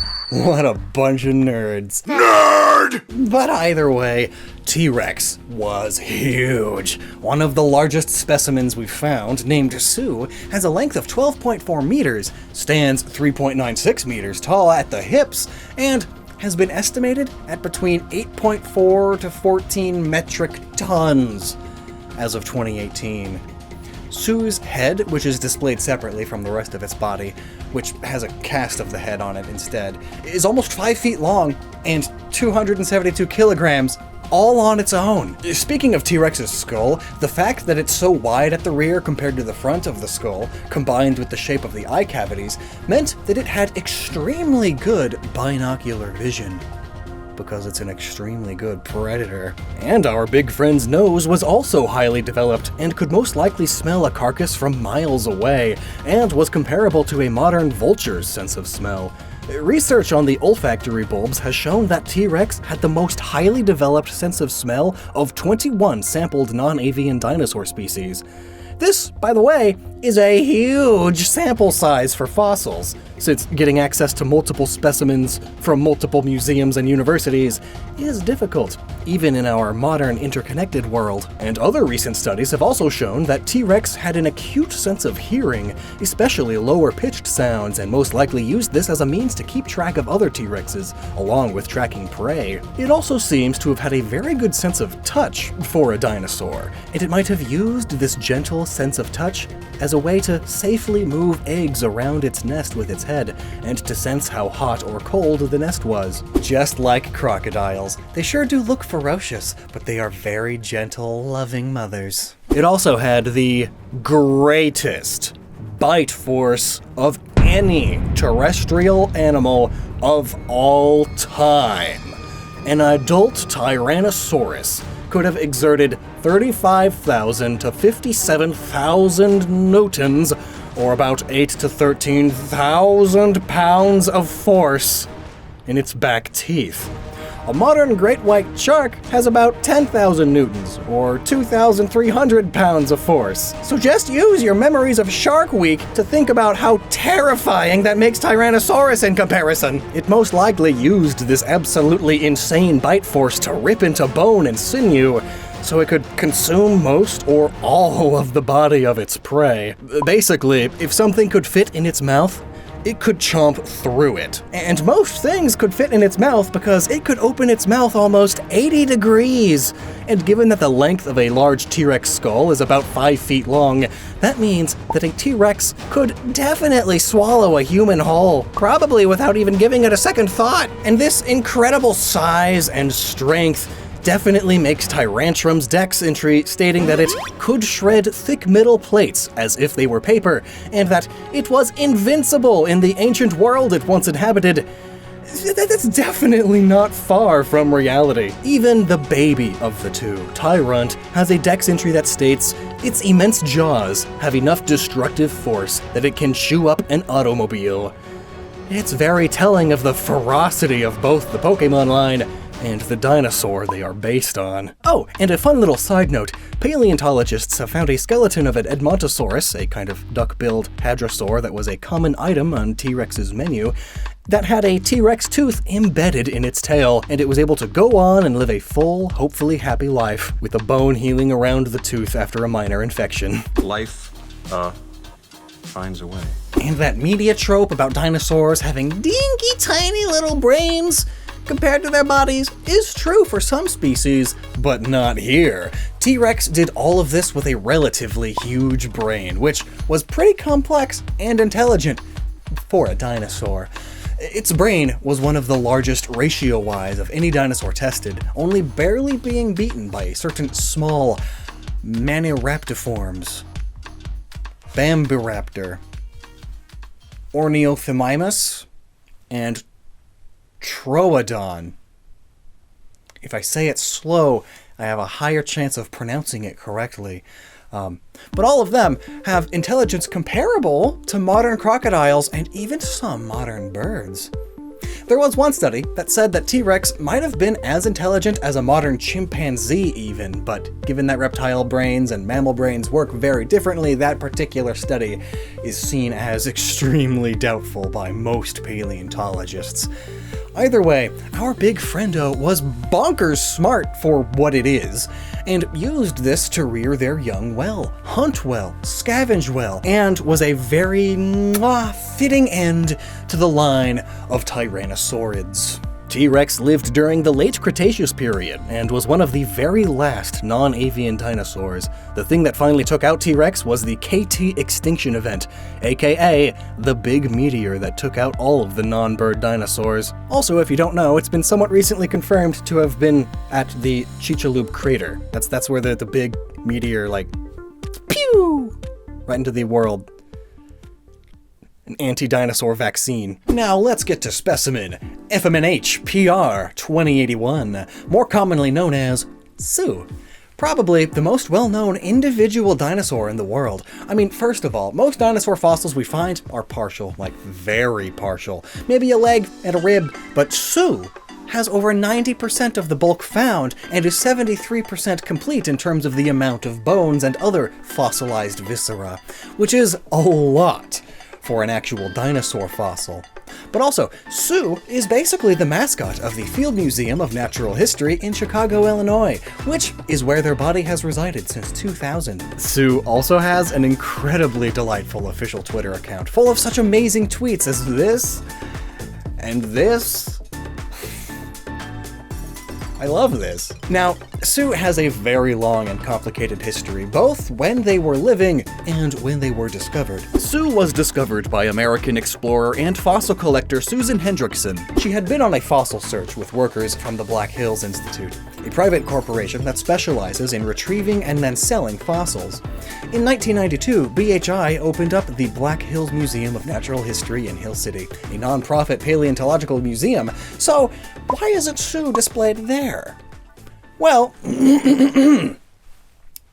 because that very same year, while Sue's bones were still being cleaned up and studied, the spot where the Institute was cleaning up the fossil was raided by the South Dakota National Guard due to disputes over whether the BHI had the legal right to the fossil, because the owner of the land, Maurice Williams, claimed that the money they had paid him, $5,000, had not been for the sale of the fossil, and that he had only allowed Larson to remove and clean the fossil for later sale.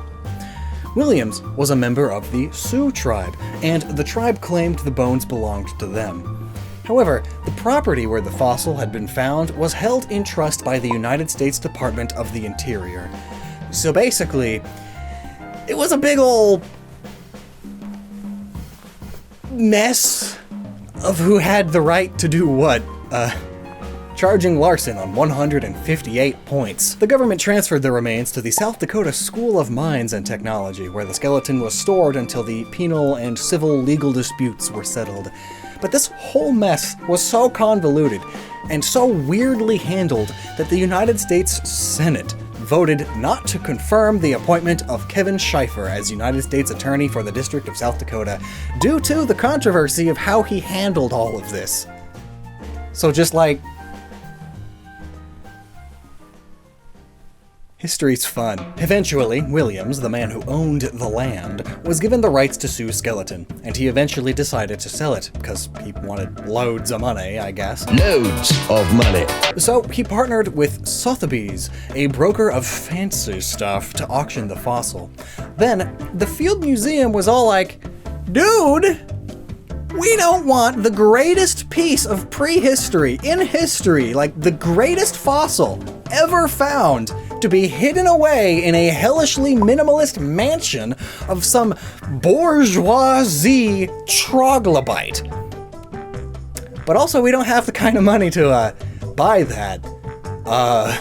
So they contacted a bunch of corporations and rich individuals like the California State University System, Walt Disney Parks and Resorts, McDonald's, Ronald McDonald's House Charities, and just a bunch of nouveau riche people who all agreed to help them. On October 4th, 1997, the auction began at $500,000. Less than 10 minutes later, the Field Museum had purchased the remains with the highest bid of $7.6 million. And the final price, with all the fees and everything, was $8,362,500. Yeah, that was not a typo. $8.3 million. But actually, Sue isn't even the most expensive dinosaur fossil ever. But the most expensive dinosaur fossil ever is another T-Rex. May I introduce you to Stan? And the Black Hills Institute had their hands on this one too. Stan was auctioned off to an anonymous seller for $31.8 million. That's an even more unfathomably large amount of money. Stan will be the centerpiece to the still being built Natural History Museum in Abu Dhabi, though. So that's neat. Anyways, back to our lovely Sue. The cost of the auction, combined with the cost of moving and preparing Sue, meant that they couldn't even afford to haul Sue upstairs to be displayed with all of the rest of the dinosaurs in the museum. Instead, the fossil was put at the entrance of the museum for 18 years. But as of 2018, Sue is now in their own gallery, which includes animated videos of what they would have looked like in real life, doing such beautiful things as scavenging the dead remains of an Ankylosaurus, hunting an Edmontosaurus, and more. And Sue's head is so heavy and so important for studying that it is kept in a separate glass case that gives scientists easy access to it, and also meant that they saved money on trying to make a scaffolding strong enough to mount a 600-pound skull to. Gotta penny pinch all that you can. Turns out that before dying, Sue survived a lot of wild stuff. They lived till about 28 years old and survived parasites and broken bones and even gout. They healed from a lot of injuries that take out even well-taken care of domesticated animals with human care. They had arthritis, and we still do not know exactly what Sue died of, though. The museum also commissioned Blue Rhino Studio to make a life-size, scientifically accurate model of Sue, complete with a young Edmontosaurus and their formidable jaws. It's so incredibly lifelike, and not only is it accurate to T-Rexes as a whole, but it is also accurate to Sue themselves. It has the scars and the places that the bones tell us they would be, and also signs of past infections and illnesses that the fossil says Sue experienced. Also, notice the veiny, muscly flesh. The meat on them bones. The lack of weird, sunken pits in the cheeks. Mwah, it's a beauty to behold! Dinosaurs, especially carnivorous dinosaurs, do not have the sunken-in cheeks that a lot of media likes to depict them as having. Like, it makes them look scarier, yeah, but it's not right. I do get where the idea comes from, though, because their skulls do have these weird holes on the sides, which a lot of paleo artists throughout the decades have taken to mean that these parts of the face must be sunken in. But no.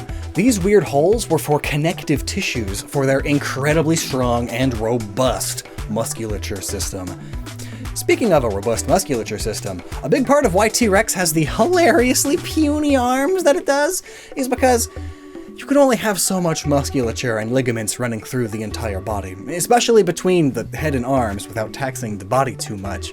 So, evolution basically decided that T-Rex and most of the other later Tyrannosaurids should have those insanely powerful, terrifying jaws, but doing so takes points away from arm strength, essentially. But these tiny little arms are still fairly strong, all things considered. Most estimates place it at about at least as strong enough to rip a human arm clean off. You know?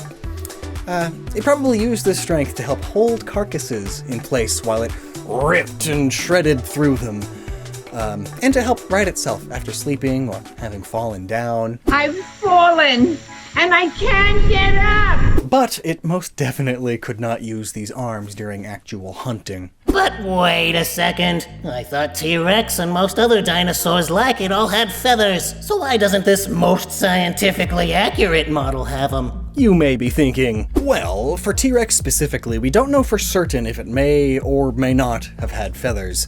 There is some proof that they had proto-feathers as babies, but lost them during adolescence, using them for thermal regulation while they were smaller, basically.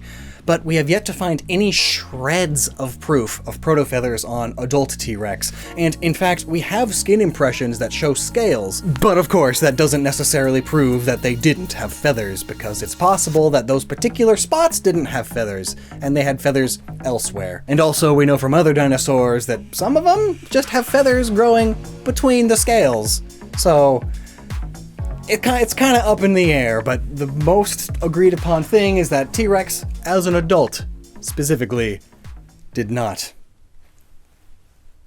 Or at least not completely. Though there are smaller tyrannosaurs, such as Dailong and our beloved Eutyrannus, with feathers on most of their bodies, which may have been an inspiration for the white feather-like protrusions on both Tyrant and Tyrantrum, and also the white on Tyrantrum's chin.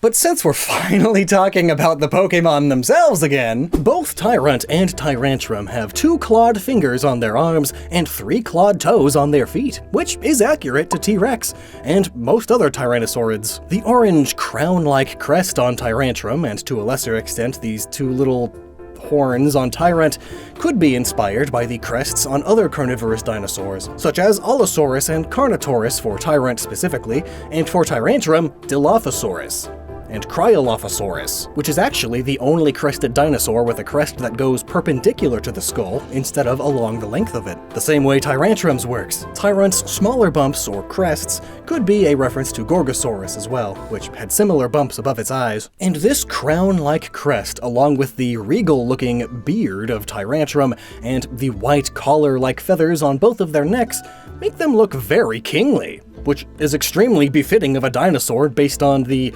Tyrant Lizard King. And also, the Dex is constantly hammering home that Tyrantrum behaved like a king, and the tyrant part is very apparent in both of their Dexes, since it is said that if something happens that it doesn't like, it throws a tantrum and runs wild, which brings to mind the entitled young prince trope, especially paired with Ultramoon's entry, which states, Tyrant is spoiled and selfish. It may just be trying to frolic, but sometimes the ones it's trying to frolic with are gravely injured. And this royal, tyrant, kingly nature of them could also explain the dragon type. In many stories, dragons are very much tyrannical rulers, hoarding wealth, demanding sacrifices, things of that nature. Plus, like, T-Rex is kind of already almost a dragon. You just, like, slap some wings on a theropod dinosaur. Boom, dragon. And both of these Pokemon having many reflective orange or golden parts is definitely a reference to how rich kings are, and draws on the heavy use of gold as a motif to show royalty. It's not as obvious in their original art, but looking at their Pokemon Home art, the orange parts are definitely more reflective. Like gold, and then their shinies have the gold replaced with silver, most likely because it's actually platinum, which is often regarded as just as, if not more, prized. And this brings us to why these 4 fossil Pokemon are in Kalos, which is based on France. Europe has had plenty of tyrant kings throughout its history. Many wars fought over nothing more than a king just wanting something another king has, or just straight up power. As for France specifically, Napoleon Bonaparte is said by many to have been a tyrant emperor. And his name is fitting of a T-Rex too. Gonna rip your bones apart. But of course, we cannot talk about bad kings without mentioning King Louis XVI, the king in power during one of the most famous revolutions in history, the French Revolution. The main French Revolution. As some historians put it, Louis's indecisiveness and conservatism led some elements of the people of France to view him as a symbol of the perceived tyranny of the Ancien Regime, and his popularity deteriorated progressively. And that's putting it lightly. His greed eventually led to a wealth gap almost as bad as the US's today, and so the people brought out the guillotines. But all of this talk of kings and monarchs in relation to Tyrantrum makes me wonder then if the intent with Aurorus's more feminine features is to make it more queenly, These two are partner Pokémon after all. Could this in turn mean that Aurorus is partially inspired by the Snow Queen, a famous Swedish fairy tale that would go on to inspire the massive Disney movie Frozen? Perhaps. After all, Kalos has quite a number of more Northern European-inspired Pokémon, such as, heck, the legendary trio, all pulling from Norse mythology, and also Aurorus already, with its Aurora Borealis frills. Honestly, that's a big enough connection to Northern Europe that, like, saying it's the Snow Queen... like, duh. Aurorus is colored an icy blue, like most of the Ice Queen's gowns, which also are similarly adorned with ice crystals. Also, smaller detail, but I really like how Aurorus' neck changes colors with this edge of a snowflake line. It's a really nice touch. But also, perhaps you could see its long sails as a reference to a Hoenn, these tall hats with long, flowing fabric typically worn by queens, princesses, and noblewomen, primarily those in Burgundy and France. So really, it just all lines up perfectly. And I love when that happens. And I also still love museums like this one. I do enjoy all the dead things. And there's only a few dead things left, and they're in the Bone Wars Ward. You think they wanted to shorten it to the Bone Ward at first before they realized that could describe this whole museum? Maybe, but no, probably not. The Bone Wars were an actual thing. How about we let a 60 pounds lighter me tell us about them? Pokémon has had a neato little feature for a while. Fossil Pokémon. You find some fossils, bring them to some Jurassic Park scientists, and boom! Dinosaur Pokémon. Or a plant thing that one time, but ancient Pokémon nonetheless. And then Pokémon Sword and Shield went and had a neat, fun idea thing that has to do with it all. But do you see these? Oh boy, is Pokémon becoming Digimon now? Is this Game Freak testing out the waters on Pokémon Fusion? Is that the next gen's gimmick? If this does well and is popular? We all know Dynamax is already dead in the water. But here's where things actually legitimately get way cool. As per usual, Game Freak does an A+ job on lore and origins for their designs and such. Like, it's just so good that it almost makes up for the lack of battle animations. But this whole dinosaur mix-up that's going on here is a perfect reflection of the Bone Wars.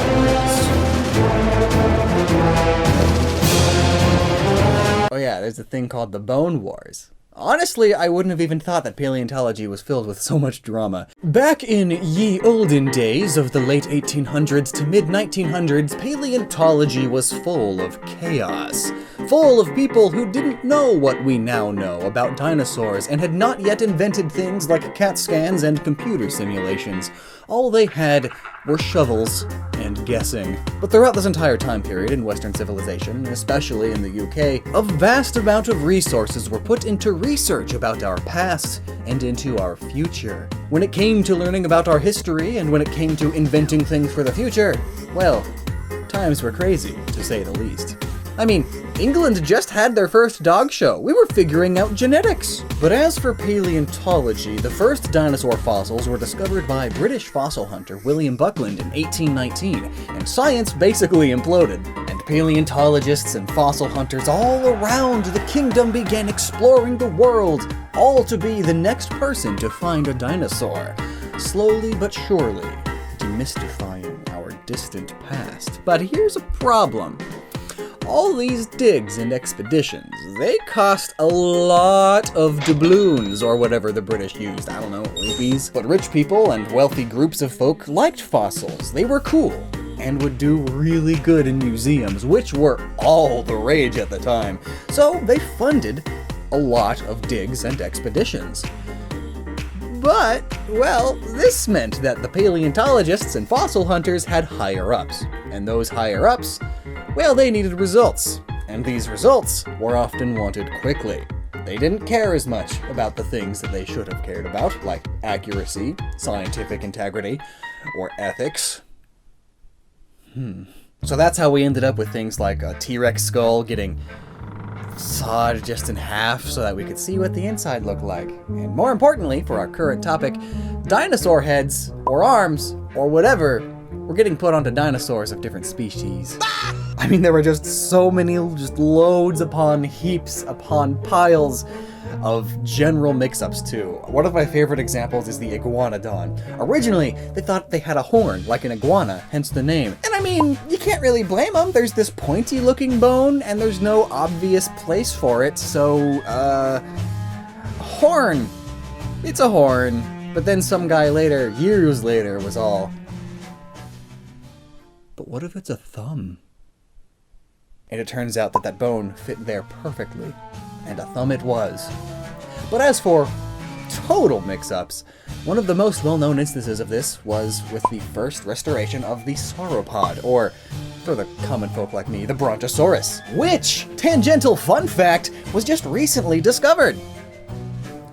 Even though you already thought it existed, but no, you were wrong. Until now, anyway, or recently, because now you're right. You see, there was this guy named O.C. Marsh. He is well known for his many, many excavations and discoveries. In fact, he discovered the Bronto. The old one. But, you see, the old one didn't really exist because while Marsh was working on the restoration of the Brontosaurus, they had a hard time finding its skull. So he just decided to just ploop, plip, plop, Brachiosaurus skull onto the Brontosaurus skeleton body because it's basically the same thing, right? Except in this case, they really, really weren't. And he had the audacity to not even tell anyone this fact for a good long while, so by the time he did come out, the general public already had formed an image of this dinosaur that didn't actually exist. The scientific community quickly changed, but the general public, well, not so much. Heck, even in Jurassic Park, there were incorrect dinos, but what are you gonna do? The damage has been lasting for forever. I mean, velociraptors the size of humans? Ha! Hilarious. And then there's the marine Elasmosaurus. They put the head on the end of the tail instead of its neck. Just like Dracovish. It's the wrong head on top of that, but it's off the end of a tail instead of a neck. And then another famous example is when a Diplodocus head was actually an Apatosaurus head, and so they switched it out with a Camarasaurus head, and things like this happened very often with sauropods because of the way their head and necks were. Their heads were easily detached, disconnected from their bodies after they died, and they would either roll away or be taken away by predators. So sauropod heads are actually extremely rare amongst dinosaur fossils. The more you know. But all of this is just to say that the Galarian fossils, especially the Vish part of the names and all that, are great. It's poking fun at the mixing up of fossils, especially heads, that definitely didn't fit with the rest of the body. But I mean, can you really blame them? I mean, most dinosaur skulls and skeletons actually change pretty drastically as the dinosaur ages. Meaning, at times, the opposite problem actually happened. Rather than taking a bunch of different species and mashing them into one, sometimes they would find a bunch of the same species and claim they were 3 or 4 different ones, when actually it was just one, but at different stages of life. So needless to say, back in the day, it was fairly difficult to actually figure out an animal based on just rocks. But the actual Bone Wars didn't help. Oh yeah, that was the hook. I gotta explain the Bone Wars. The Bone Wars! 2 famous paleontologists, that O.C. Marsh guy I mentioned, as well as E.D. Cope, were the biggest names in paleontology, and they had some steep competition. They wanted to discover and name as many dinosaurs as they could. It was a contest, and since they had a load of money, they could hire on help to do things such as spy on the other guy, throw rocks to literally start fights, and destroy each other's fossils, mess up labels to confuse things for each other, and much, much more. And there were some guys, like David Baldwin, who actually played both sides. He just didn't let the other guy know that he was doing stuff for the other guy too. Smart man, really. And because they're trying to discover all these things, they started making more and more mistakes, and they began publishing paper after paper with problem after problem, and they started attacking each other in their papers too, eventually to the point where their papers were more pointing at the other guy saying he's wrong, rather than bringing in more interesting information. So a load of scientific journals actually stopped publishing them. Egad, they just got so careless. Speaking of which, the scientist that makes these fossil Pokemon for you. Her name is Kalos. Ha. And then all these messed up dinosaur fossils wound up getting models made and shown off at the Crystal Palace in London throughout the 1850s. At the time, it was a crazy revelation, the world's first dinosaur statue exhibition. But looking back, it's almost entirely wrong. Again though, you can't really blame them. But these bone wars, this competition, did cause them to jumpstart paleontology, and they discovered over 130 species of dinosaur, which is pretty crazy considering the tech they had to work with. But their story is just one possible origin for these Pokemon. There is more. The fossil mix-up mechanic could also be a sort of parody on things like the Indominus Rex from Jurassic World, which is the body of a classic Tyrannosaurus Rex, and parts of the head of the Abelisaur, and horns made of genetic material from the Carnotaurus and Mojongasaurus, Rugatops. I can say words. But also the Gigantosaurus. It's just a big mishmash of dinosaurs. And of course, there's also the fact that the canonical reason why the dinosaurs in Jurassic Park and Jurassic World movies look the way they do is because they used frog DNA to bring the dinosaurs to life. And that Hammond wanted the dinos they created to be as scary and interesting as possible. And they didn't feel like scientifically accurate dinosaurs would do that, even though his lead scientists wanted them to be as paleontologically sound as possible. But that didn't happen, now did it?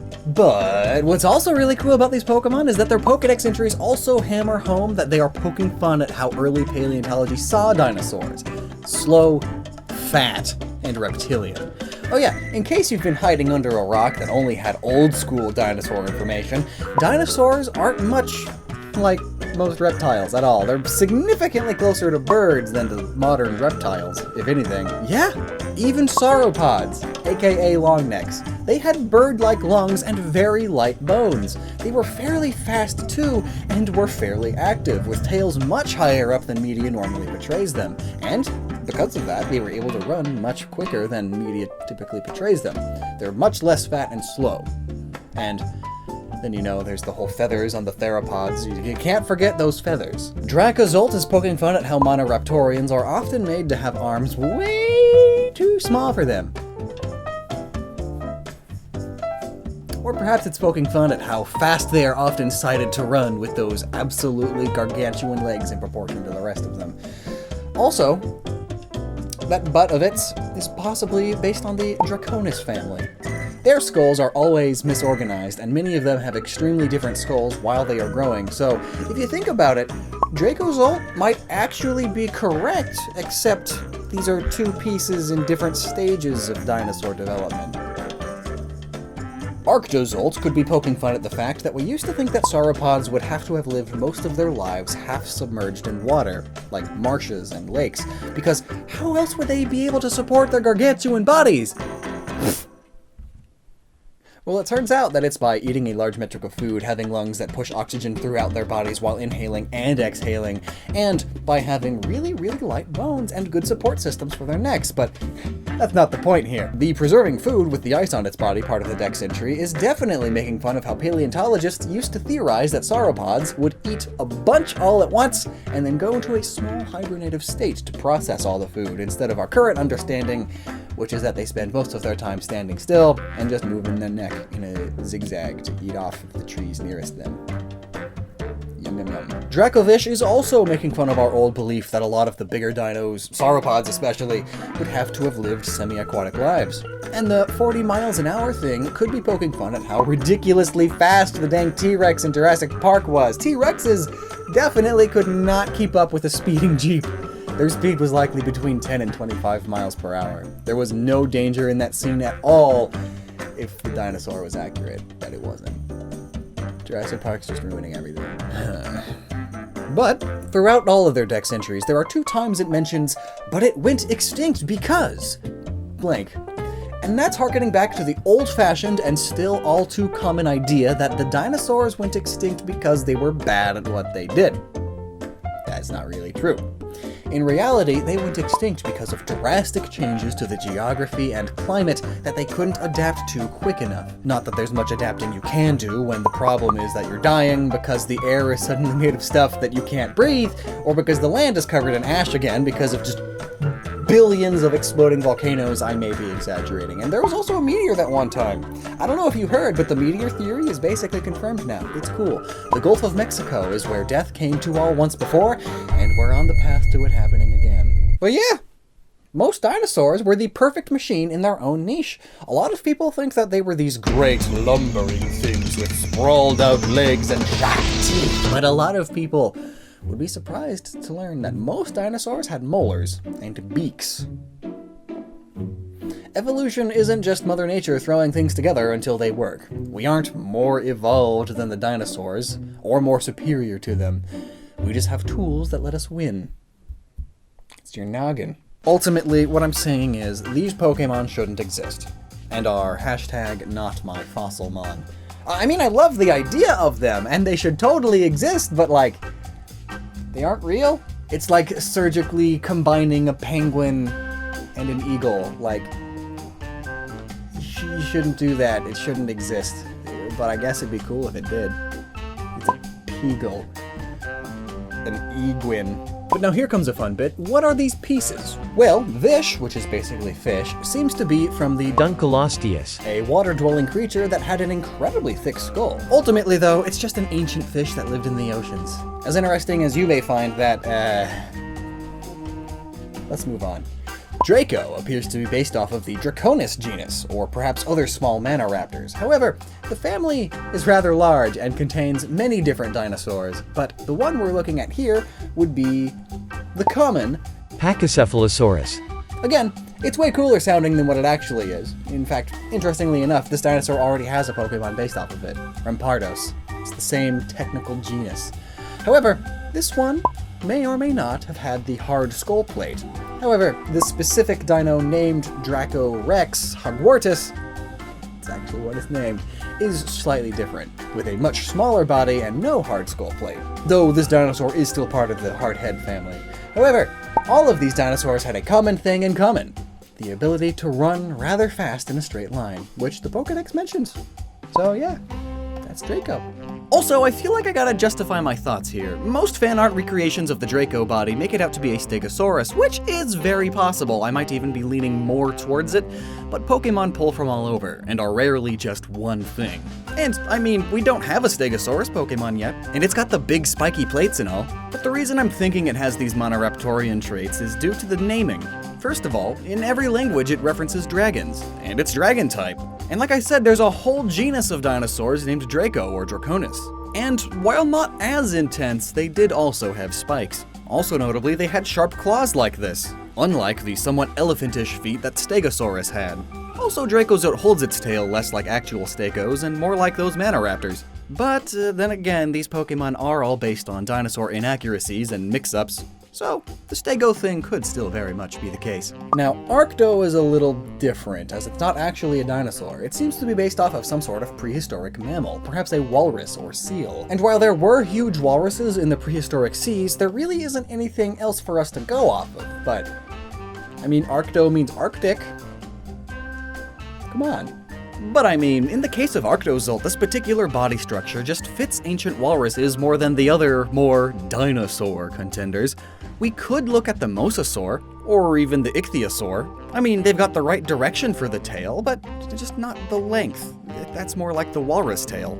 But, I mean, these two creatures were flippered, marine, prehistoric dinosaurs that are actually just as much not dinosaurs as the walrus. What's strange, though, is that the fossil that gives you Arcto is called the Dino fossil, and it's the least dino of the bunch. So either this is another joke, I mean, these Bone Wars guys that I was talking about, at one point they confused a bison skeleton for a fossil. Jeez. But if it's not that kind of joke, then maybe there is something more to it. After all, to be a dinosaur, all you need is the proper hind limbs that act in a way that is classified in the group Dino. And we see that this body actually is presented in two ways: a fish and a biped creature. Neither of which really show the proper body mechanics to let me without a doubt, put it in the dinosaur category. Being a dino has to do with the hip specifically, and this thing waddles or flops, as if its hip was super wrong. So it's possible that in both instances they put it super backwards and upside down, so it has to work around that, or it's just actually not a dinosaur. But this again goes into an old-time paleontology parody thingy, as back in the day it was quite common for anything from prehistory to be called a dinosaur, even though most of them are not at all. But hey, whatever. And finally, we have the best one. Zolt, the cute little raptor head. It's yellow, which we all know means it's electric. Also, it's a little dinosaur Pikachu! It's so cute! And so sad with the Arctic body. Oh, I feel so bad for bringing this thing into existence. It's like, imagine if you gave birth and your baby has a nerve condition that means they are always experiencing the maximum amount of agony possible. It feels so bad. Why does it live? Zolt appears to be based on raptors in general, though particularly the Paravians. Small, short arms, biggish feathers on the arms, speedy for their size, adorable little predators that we thought looked more like this. But it turns out this is more accurate. Cute.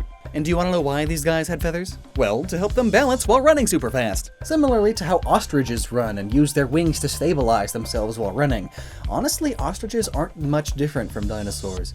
But despite the feathers, we do know that these things couldn't fly. Again, just like the ostrich. The things that determine if you can fly is your wingspan and, of course, your ability to flap with the right strength. And with such a tiny, tiny front breastbone, most raptors, especially this Zolt character, would never be able to generate the power needed to flap its wings to fly. Not that that matters to a lot of bird Pokemon, but whatever. So all in all, I think that this gimmick is a good nod to real paleontology history. I just wish we could get the other halves of these dinos so that we know what they actually look like as a whole. Maybe we'll get them in the next games. That never wound up happening, did it? And it probably never will. Thanks for watching our epic about fossil Pokemon, brought to you by Helix Sleep. There's still more to learn about these Pokemon though, like why are they all rock type? Here's an even older video about that. And what if we designed some fossil Pokemon for the few regions who didn't get any? Here's videos with those. And until next time, never stop using your noggin.